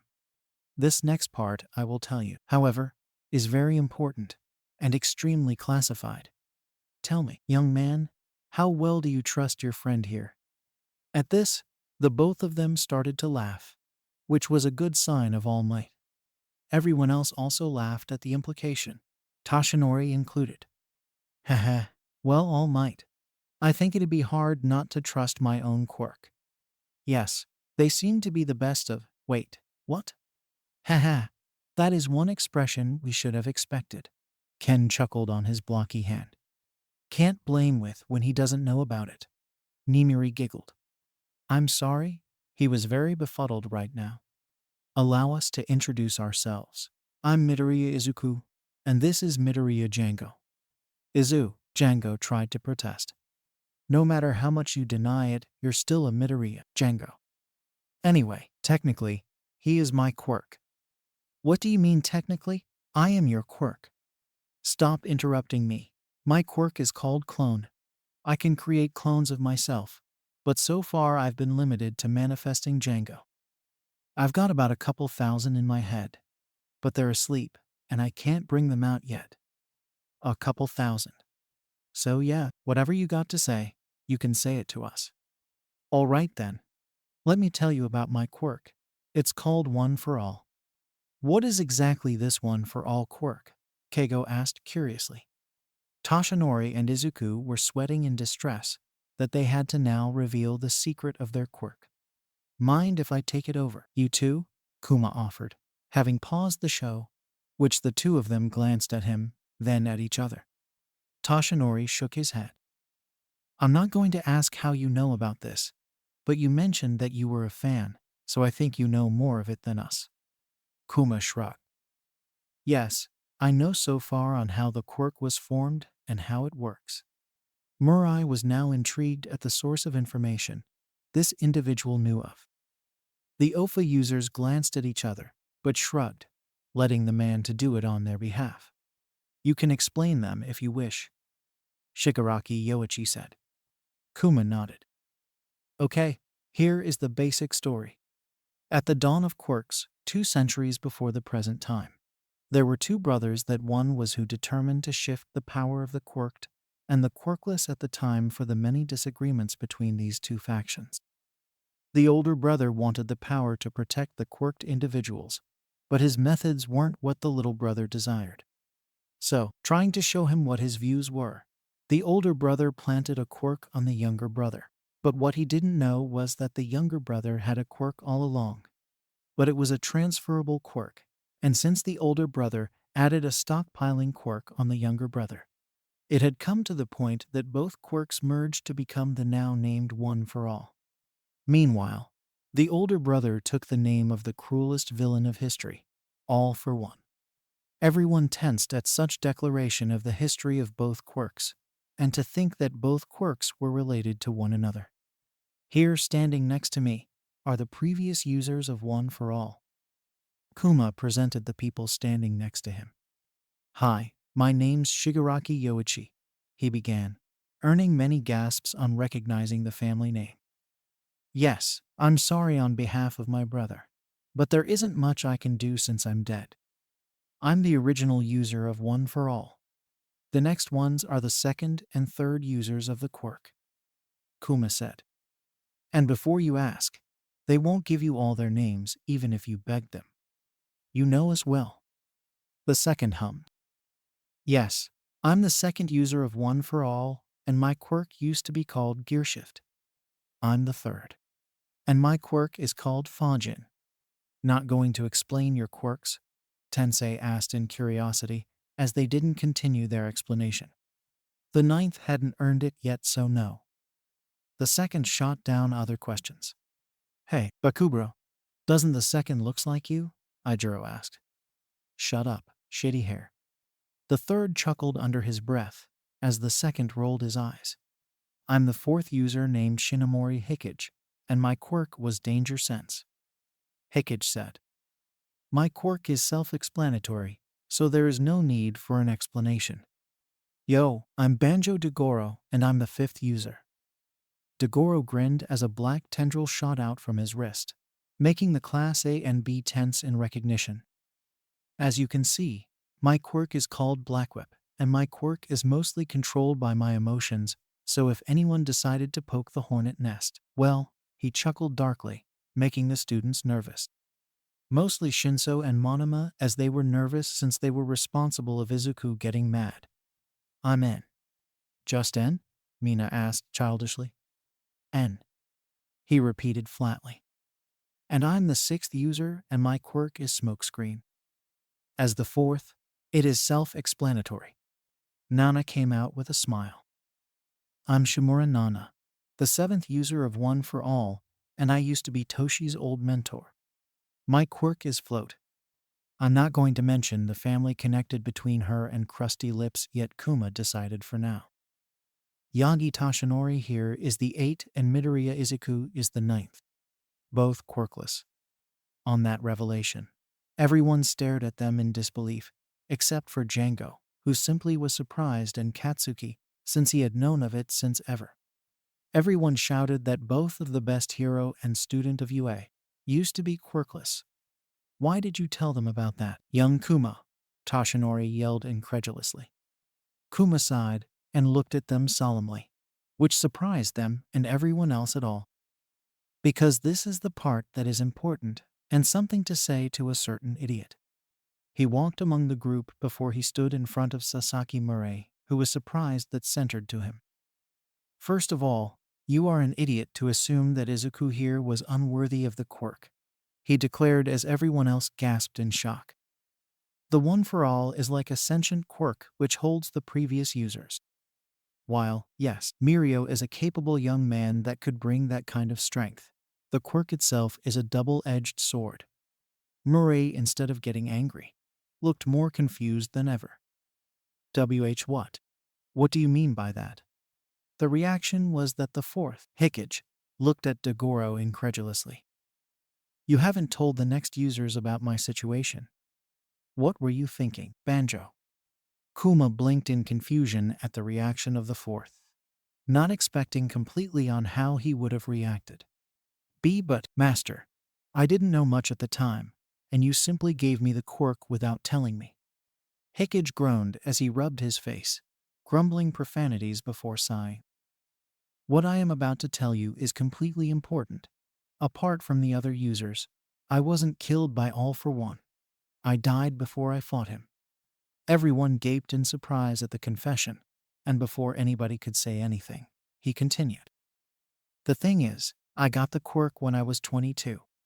I knew that All for One was strong, so I decided to seclude myself for the next 18 years to train both quirks, cultivating it so that my next successor would have a better chance defeating him. But I died when I reached my 40s. Shota froze at the implication of that, as many others. Are you saying? Is Izuku Midoriya going to die by the time he reaches 40? Was not said, but was implied. No, nothing like that. Please, calm down. Kuma decided to stop their panic attack diplomatically. While yes, the reason behind that Shinomori-sen died on his 40s, and nobody could have known the fact since most of the users were killed before their 40s. Tashinori was far past his 40s, but he has yet died from it. Why is that? Now everyone were thinking at the explanation before Momo's eyes widened in realization. It's because he's quirkless. Eh? Everyone gaped at her as she slowly turned to Toshinori, and then at Izuku. The previous users had at least one quirk, but adding one for all must have put a much risk in their body that it could have been the reason that the fourth user succumbed before the normal rate of mortality. Momo explained. But since both All Might and Midoriya don't have one, their bodies can sustain the quirk as it wouldn't imp them to adapt the quirk into their bodies. Nicely done, Yaoyorozu-san. Bravo. Kuma clapped his hands in confirmation. Yes, think of it like this. All previous user had their cups filled with their quirks, but since they added one for all into their systems, they've been cultivating for so long that their bodies couldn't hold no more, that their life force was depleted and died of old age. But as quirkless, their cups are empty, so there is no problem for them to fill them up and strengthening their quirks. Django nodded at the explanation before paling in horror. But then, Vod. Everyone else paled too, as it could also mean that the Izuku they were watching could also die when he reaches his 40s. I don't know for sure that it could be the same, Kuma said, quickly trying to calm them down. As in the multiverse, there could be a chance that Shinomori-sen had fought all for one despite reaching his 40s, and it wouldn't happen to the Izuku we are watching or not. The multiverse is a difficult place to know, and we aren't sure if it could be the same. Django breathed in and out to calm down. His Oravod won't die of old age, he hoped. Murai couldn't believe it too. He wished that one for all would have been passed to him.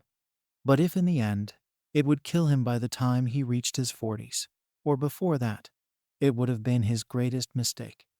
He didn't know if it was fate that Toshinori met Midoriya, but it seems that he could now believe on what he had known of.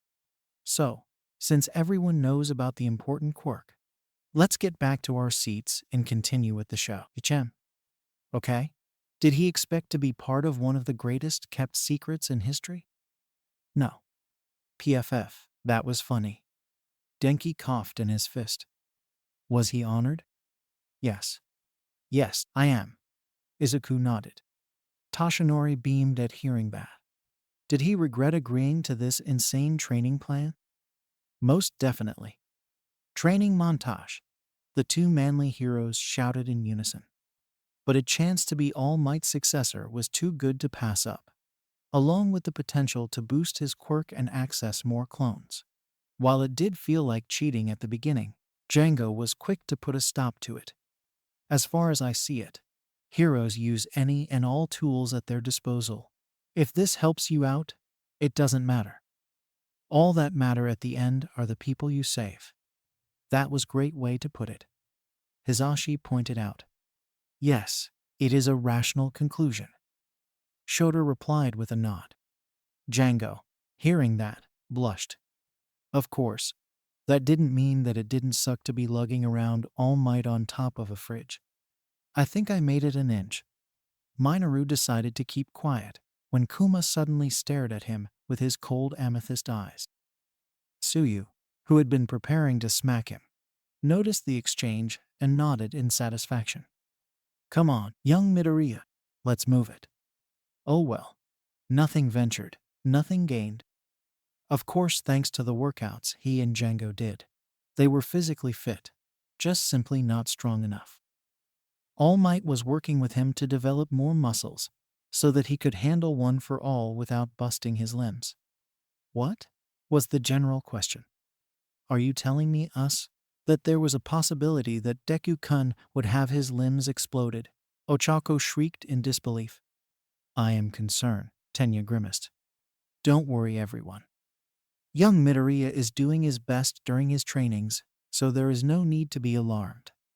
Toshinori quickly stopped the panic the students were wearing. I hope that you get to live later, Yagi. Shota growled, since if he was told beforehand about Midoriya's situation, he might have been more understandable with him. He had a feeling it'd be a lot worse if he hadn't worked out. Izuku grimaced in shame that he hadn't thought to do that. To prepare UA, he needed more than his brains. He should have prepared at least something. and it would have been much easier when he got one for all from All Might and cleaning that beach. Soon enough, however, he and Django did it, and Dagobah Municipal Beach was rendered clean once more. You cleaned that place? Mina shouted incredulously.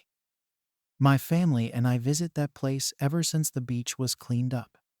I thought the government at least had the decision to clean the place. It seems that they did not. Momo hummed.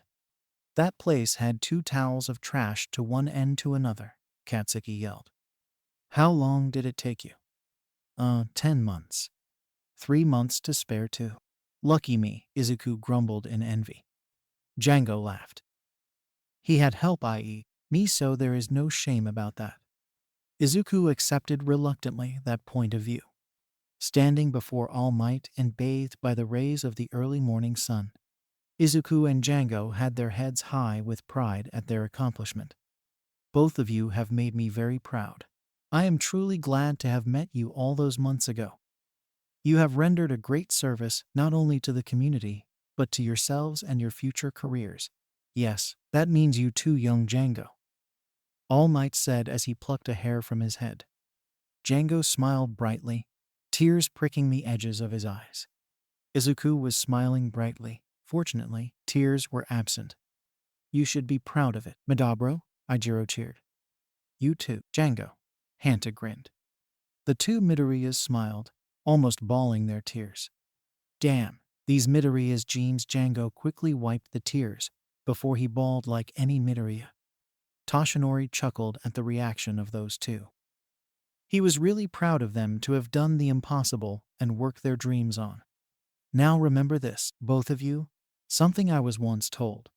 Something that you receive because you're lucky, and something you are given because you are recognized are different in essence. Take that to heart. I see you have taken your lessons well, Toshi. Nana grinned proudly on her semi-adopted son. Toshinori blushed as being told and reminded by his mentor, and maybe pseudo-mother. Sorahiko simply shook his head, not even hiding his grin. The both nodded, and All Might extended his hand. Now. Izuku puffed up in apprehension. How exactly could a quirk be passed on? Eat this. Everyone paused, boggled on how to process this information. Kuma sighed before he covered his ears. Here we go again. EA. Yuck. Is this how 2-century quirk is passed on? That's disgusting, Rumi spat. I think I lost my appetite, Teishiro muttered as he left his takoyakis down as few others were in agreement, leaving their food down. Tamaki was following behind as his mentor when he was about to eat his ramen, even if they were going to get soggy. That sight was not going to let him eat for the moment. I'm sorry, but what? Django asked in pure disbelief as Izuku was currently frozen. In order to get my power, you have to ingest some of my DNA, that's how it works. All Might sheepishly said while rubbing the back of his head. Well, never took you for a pedo, All Might. PF ha ha ha ha. Everyone laughed at the thought of All Might being called a pedophile. Oh, Kami, my sides, Rumi cackled, holding her guts. What a way to crack a joke for that. Django, Hizashi wheezed, holding himself with Mimiri, who was also about to keel over from laughter. Shota was hiding inside his scarf, hiding the fact that he was about to laugh like the rest of them, holding with his willpower to cackle like madmen. Izuku could only hold himself from laughing about his mentor's plight, except to hide his face with his hands as his shoulders shivered. Django joined the others by laughing at his own joke. Sorahiko looked close to keel over if he was laughing, and rolling on the ground was an indication. Even the past OFA users were either laughing or holding themselves. Toshinori looked really ashamed to be considered a pedophile. He had standards. Blog, said man coughed up blood in shock. What? I mean, here you are having a boy take in some of your DNA after preparing him for months. Seems kinda sus to me. Django shrugged, while All Might looked at him in disbelief. Izuku was still frozen. I mean, I guess that's why you picked the both of us up. Oh, Kami, I can't stop. I can't stop laughing. Mina wheezed in pain. Katsuki leaned down, coughing madly. Django, you're the best. Ha ha ha, Denki cackled. His eye was twitching. Must have a twin fetish too. I what? No, that's not. Poof, the sheer shook actually caused All Might to transform back to his skinny form. It had the added effect of making him look like an understuffed plush doll. Noticing Django's barely concealed chuckles made him scowl. Very funny, young Django. Toshinori actually scowled at said person. My bad. Django apologized, not as he kept chuckling with the others. Django started to cackle. It was too much for him to handle. Finally, however, he plucked the hair from All Might's hand and popped open Izuku's jaw before shoving it down his throat. Og hey, rep, J Django, blurk. Nope, close your mouth, do what All Might wants you to do, and swallow. Don't say it like that, All Might hissed. If this is All Might's embarrassing hours, I'm totally enjoying it, you giggled. Shinosuke sucked the air greedily to try to calm himself. And me too. Inji was enjoying the most of All Might's rotten luck of being dissed in such context. Finally forced to swallow, Izuku shuddered in revulsion after the last feelings of nausea left him. He could even feel nausea from his brothers in the mindscape. Well, now that that's done, let's get something to wash that down. Unless you want the taste of Old Spice to stay in your mouth. Django remarked as he started to walk up the stairs. How do you know what shampoo I use? All Might, I can smell it from here. Plus, it's like the most American thing you could do, Westabu. He mumbled out. Toshinori sputtered indignantly. I am not.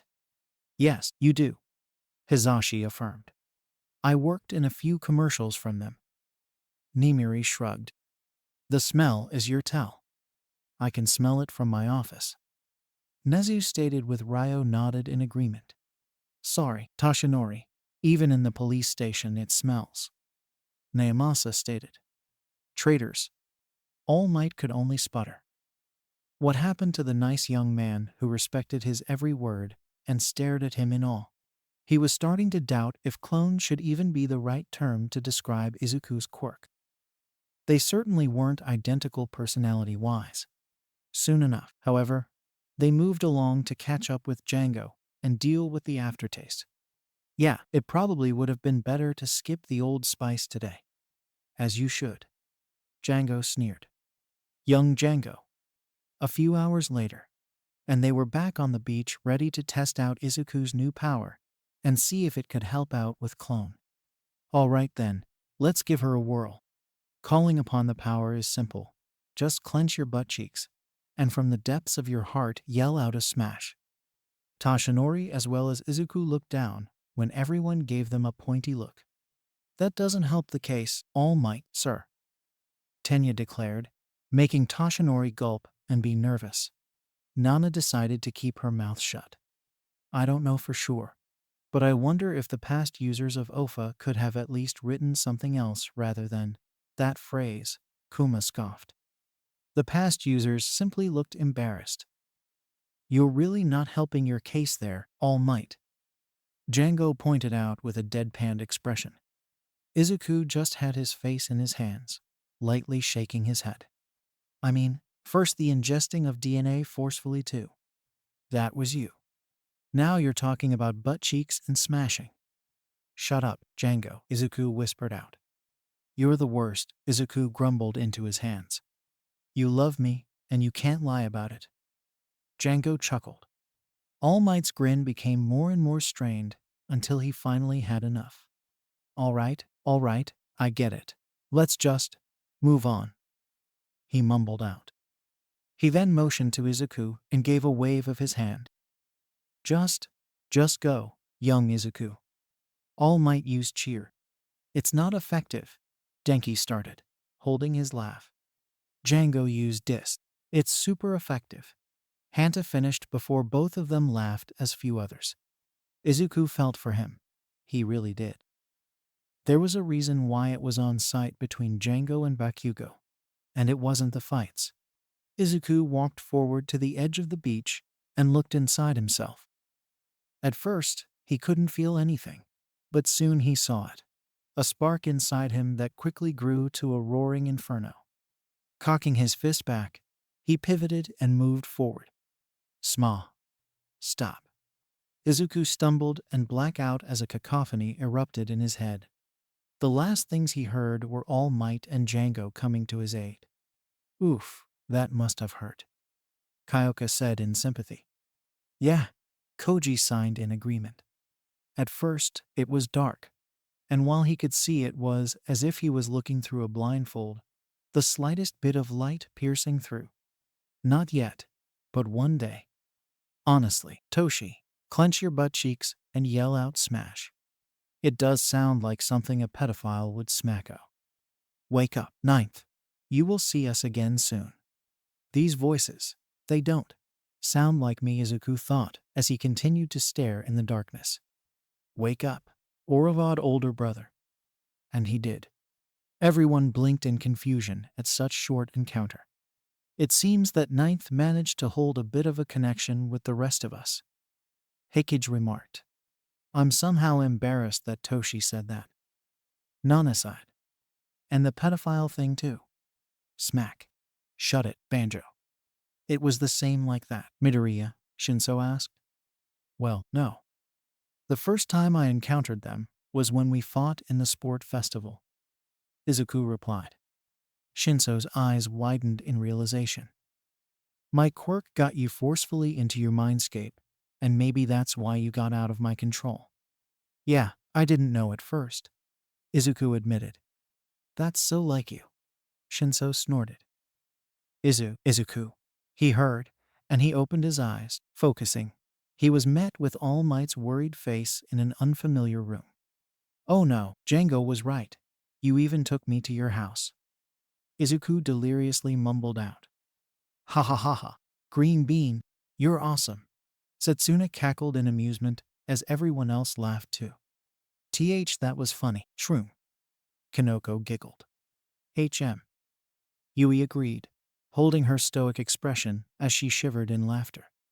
Young Midoriya, not you too, Toshinori shouted indignantly in betrayal of his successor. Blog, not you too. If you must know you're at UA, I brought you here after you passed out. All Might replied after spitting out more blood. Django was a horrible influence. Hey, Django shouted semi-indignantly. Izuku groaned as he sat up, feeling the remnants of the mother of all headaches. Seemed like he was on some good meds. Where's Django? After you collapsed, he dematerialized. A certainly interesting flash of light, to be sure. I brought you here immediately. Can you tell me what happened? I'll tell you what happened. What happened is that Izuku's a dickhead idiot, Django said as he reappeared. When did you get here? All Might asked. I summoned him back. I can do it without the flash. Stealth, right? Izuku mumbled out. That could be useful, Shota agreed. Yeah, like a group of armed individuals appeared just about when the villains are sure about their escape. Hizashi nodded. Or a gangbang, Nimuri grinned excitedly before being smacked by a rolled newspaper Shota was holding. Bad Nimuri, you don't think of that with my students. He frowned. So, what happened? What happened is that his little stunt woke up all the clones, cause all of them knew that he was about to bust his arm by going 100%. Also, where the hell are we? This isn't your house, is it? All Might, Django asked as he sat down. No. This is UA. Stop insinuating that. He relaxed. I know. I don't think so, Toshinori grumbled irritably. So your quirk acted as an early warning system so that you wouldn't break your body with One for All. Is that right, Sonny? Yep, Izuku absent-mindedly said before his eyes snapped open and he jerked his head up. The action obviously caused even more pain. Oh. Wow, Recovery Girl knew of that and Midoriya almost got hurt on the process.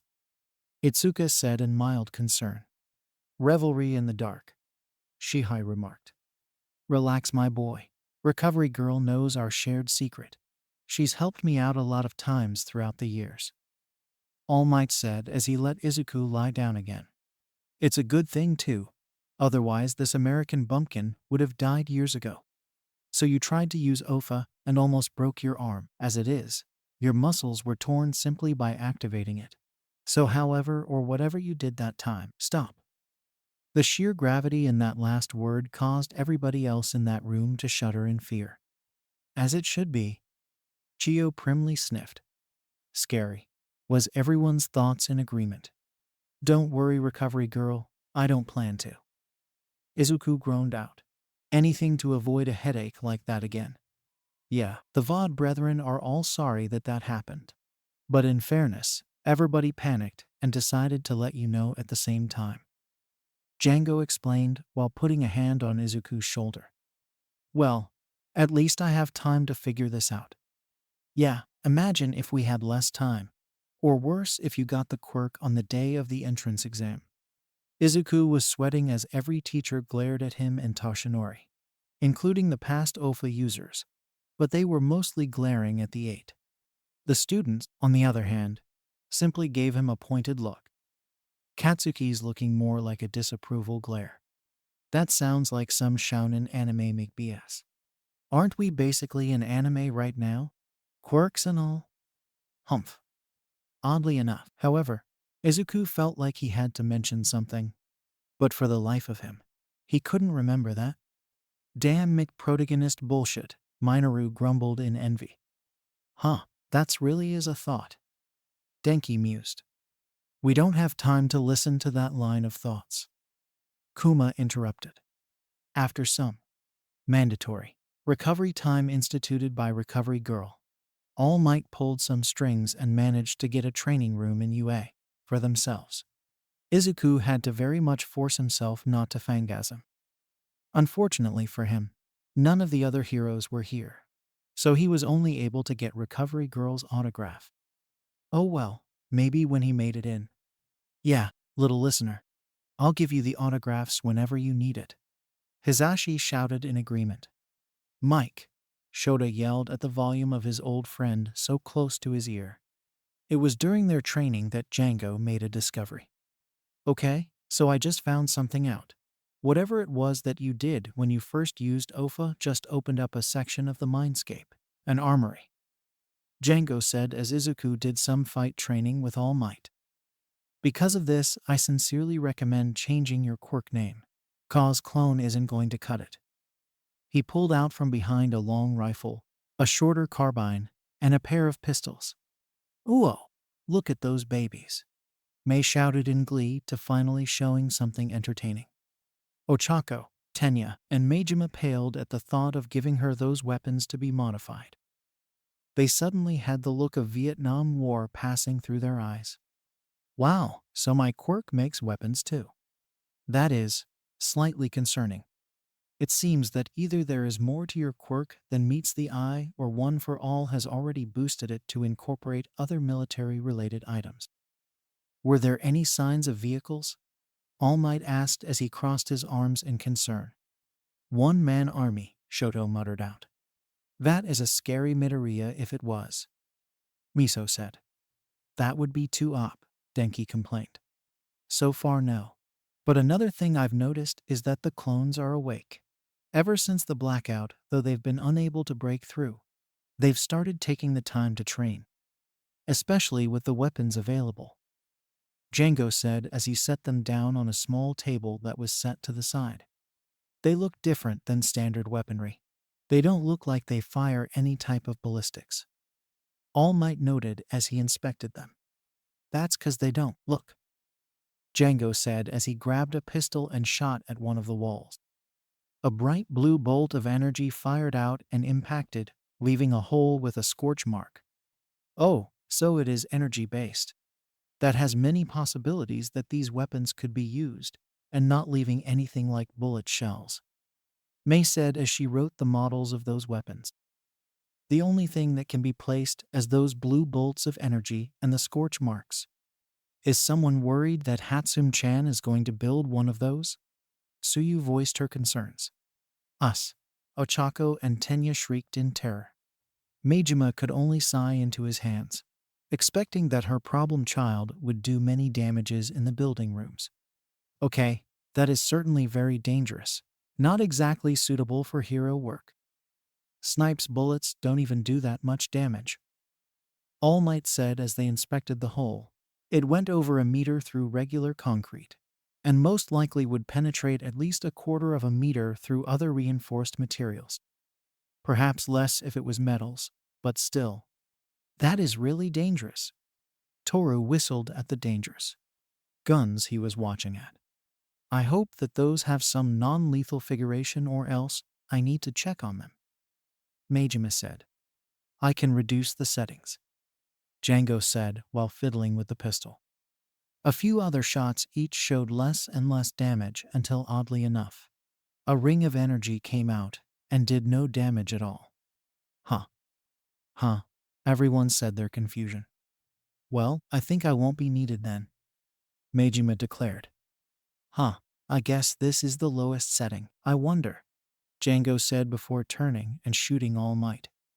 Django, Izuku cried out as the man stumbled and fell on his rear. Wow, Django literally didn't even hesitate to shoot at the number one hero. Mina whistled. Django-kun, that was unresponsible of you to shoot All Might Sensei.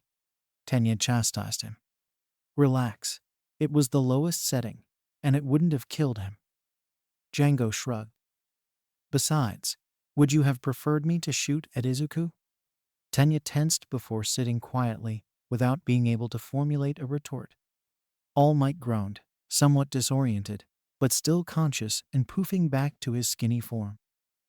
Raising a hand to his head in an attempt to assuage the headache he lightly glared at Django. A little more warning next time? He sarcastically asked before standing. It seems that setting is a stun setting. Were it anybody else, they'd be out like a light. As it is, I really don't want to transform right now. All I can say is that if you're planning on using those guns, you'll have to take a certification course with Snipe before being allowed for field work, and use only the stun setting. He then forced himself back to his bigger form. Feeling like a good 15 minutes got knocked out of him, he stretched a bit before fully facing the both of them. A stun gun. Perfect for quick takedowns. Shota contemplated before a quick thought passed through his mind. Hizashi shivered in terror when Shota gave him the grin of death. I'll be good. The students of class shivered too, since they knew their teacher enough to know that he would not hesitate to shoot them with the stun setting notwithstanding. I mean it, unless absolutely necessary, such as a life or death scenario. Use only the stun setting, all right? Yes, sir. Of course, All Might. Thanks for being my test dummy, though. All Might grumbled at the remark, but acquiesced. They continued training, trying to figure out a way to get Izuku to handle at least a piece of one for all before the exams. You know, if you ever get a handle of this, it would be interesting to see if you can buff up your entire body like All Might. Django commented offhandedly as he continued working on his marksmanship. He'd taken a liking to some unique pistols he'd found in the armory, and some other equipment. His comment, though, made Izuku pause before he slapped his face. Izuku also understood and groaned that in this version, he had a quick help to have him understand the usage of one for all. It took him a visit to Gran Torino to finally understand how to use it. But here, the Izuku could do it before the entrance exam. I'm so envious of myself, he groaned into his palms. I'm such a dickhead idiot. He groaned out. As you are. Katsuki snorted. Yeah, and? I've been using OFA like I use clone. But it's different. When I summon you, I just focus on a single part or place and boom, you're there. But one for all is different. I need to focus everywhere. He focused, and sure enough, sparks started to come off his body. Veins of reddish energy crisscrossed his skin, and his eyes glowed. Strange way of thing, but it is helping him on using better the OFA. Itsuka stated. Unfortunately, it took him months breaking his bones to make him understand. Tenya sighed. Until Hasu, Shoto mumbled under his breath. Mizo and Kyoka glanced at Shoto in confusion, but decided to keep it quiet until they knew better. That is why everyone called him Finger Destroyer Kid. Keigo chided playfully. Only you did. Rumi scoffed. All Might looked on with pride. His successor was finally figuring things out. He wished he could have helped more, but unfortunately, he didn't have the best experience in teaching. Shota snorted. Now he's thinking that he's not good at it. Hisashi and Nimiri laughed, covering their mouths. At least for now, I don't have to call Gran Torino. One more day, and I would have had no choice. Then why didn't you do it when you saw how your successor broke his bones? Toshinori. Sorahiko hissed angrily at the idiot student of his. We didn't have time at the moment, sir. Toshinori shrieked out. Huh, cool. Okay, so how much can you use? Django asked as he neared. Hold up. It's too much right now. Izuku grunted out as he focused even more. 20, 15, 10, 7, 6 and 5. He sighed in relief and panted with exhaustion, feeling as if his body was ever so close to breaking apart just from a fifth of the power. Even now, he was still pushing it. Right now, it's 5%, lower than I'd like, but any higher and my body starts to strain. Well, it's a start. Can you hear the VOD, brethren? Django asked as he observed Izuku. Immediately, feelings of approval and encouragement filled him, and he could hear the voices praising his hard work. I wonder. Reaching out with his power, he pulled. Zwoom. Haha, you did it, VOD. I knew you could. Django cried out as he hugged Izuku. Right next to him was another clone who was also brightly smiling. All Might stood beside him, smiling proudly at his successor and his personal victory. CT 077, reporting for duty, sir. The clone saluted at Izuku and then stood at attention. Hey, that's, Django began. No spoilers, Kuma snickered. Yuga for some reason felt like a connection with that clone. He began paying attention to him and see what brought this feeling. It's great to meet you, but you'll have to get a name for yourself soon. I don't think I can summon another clone right now, so we'll have to take this time to get ready for the exam. Izuku said as they continued to train. All Might had refrained from saying what the exam was. Not that Izuku would have accepted it, not wanting special treatment. So for the rest of their training, they took to working on their fighting abilities and marksmanship, along with some team strategies. Finally, however, the day came for the entrance exam, and as Izuku stood before UA's gates, he prepared himself to being the next chapter of his journey to become a hero. The screen blacked out. Everyone stretched and wiped from the snacks they ate. Man, this chapter was funny and entertaining, Ijiro said as he stood up from his seat. Yeah, no kidding, Hanta agreed. All right, people, listen up, Kuma began, earning their attention. We are going to take a longer break for this time. So, we will rejoin watching here after an hour or so. I'll call you everyone, so if anybody wants to do something in this place, knock yourself out. And with that, Kuma disappeared, leaving the spectators on their own. All right, let's go and play video games, Denki said as he and few others began making their way toward the playground. I hope this training ground has workable equipment or else I'm going to get mad. Rumi hopped impatiently toward the facility while Ruko followed her behind. A few heroes also joined her to train their skills. We should check the spa since we're going to be here, Momo suggested as few women of class A and B decided to take that part. With everyone going to their respective ways, Izuku remained with Django, as the two Midoriyas remained together. It's great to have you here, Django, Izuku began, unsure on how to react on seeing someone from a quirk of his of another universe. Yeah, it not something I expected either, Vod. Django winced. Sorry, it has been a habit of me calling my Auravod like that, but if you're uncomfortable. Oh no, it's no problem, Izuku quickly shook his head. In truth, I always dreamed to have a brother, so this is basically a dream come true, Vod. Django smiled. No matter where he was, his VOD would always be with him. He laughed. All right, VOD, let me show you how these guns works, shall we? Izuku's interest was piqued. Yeah, I want to try them.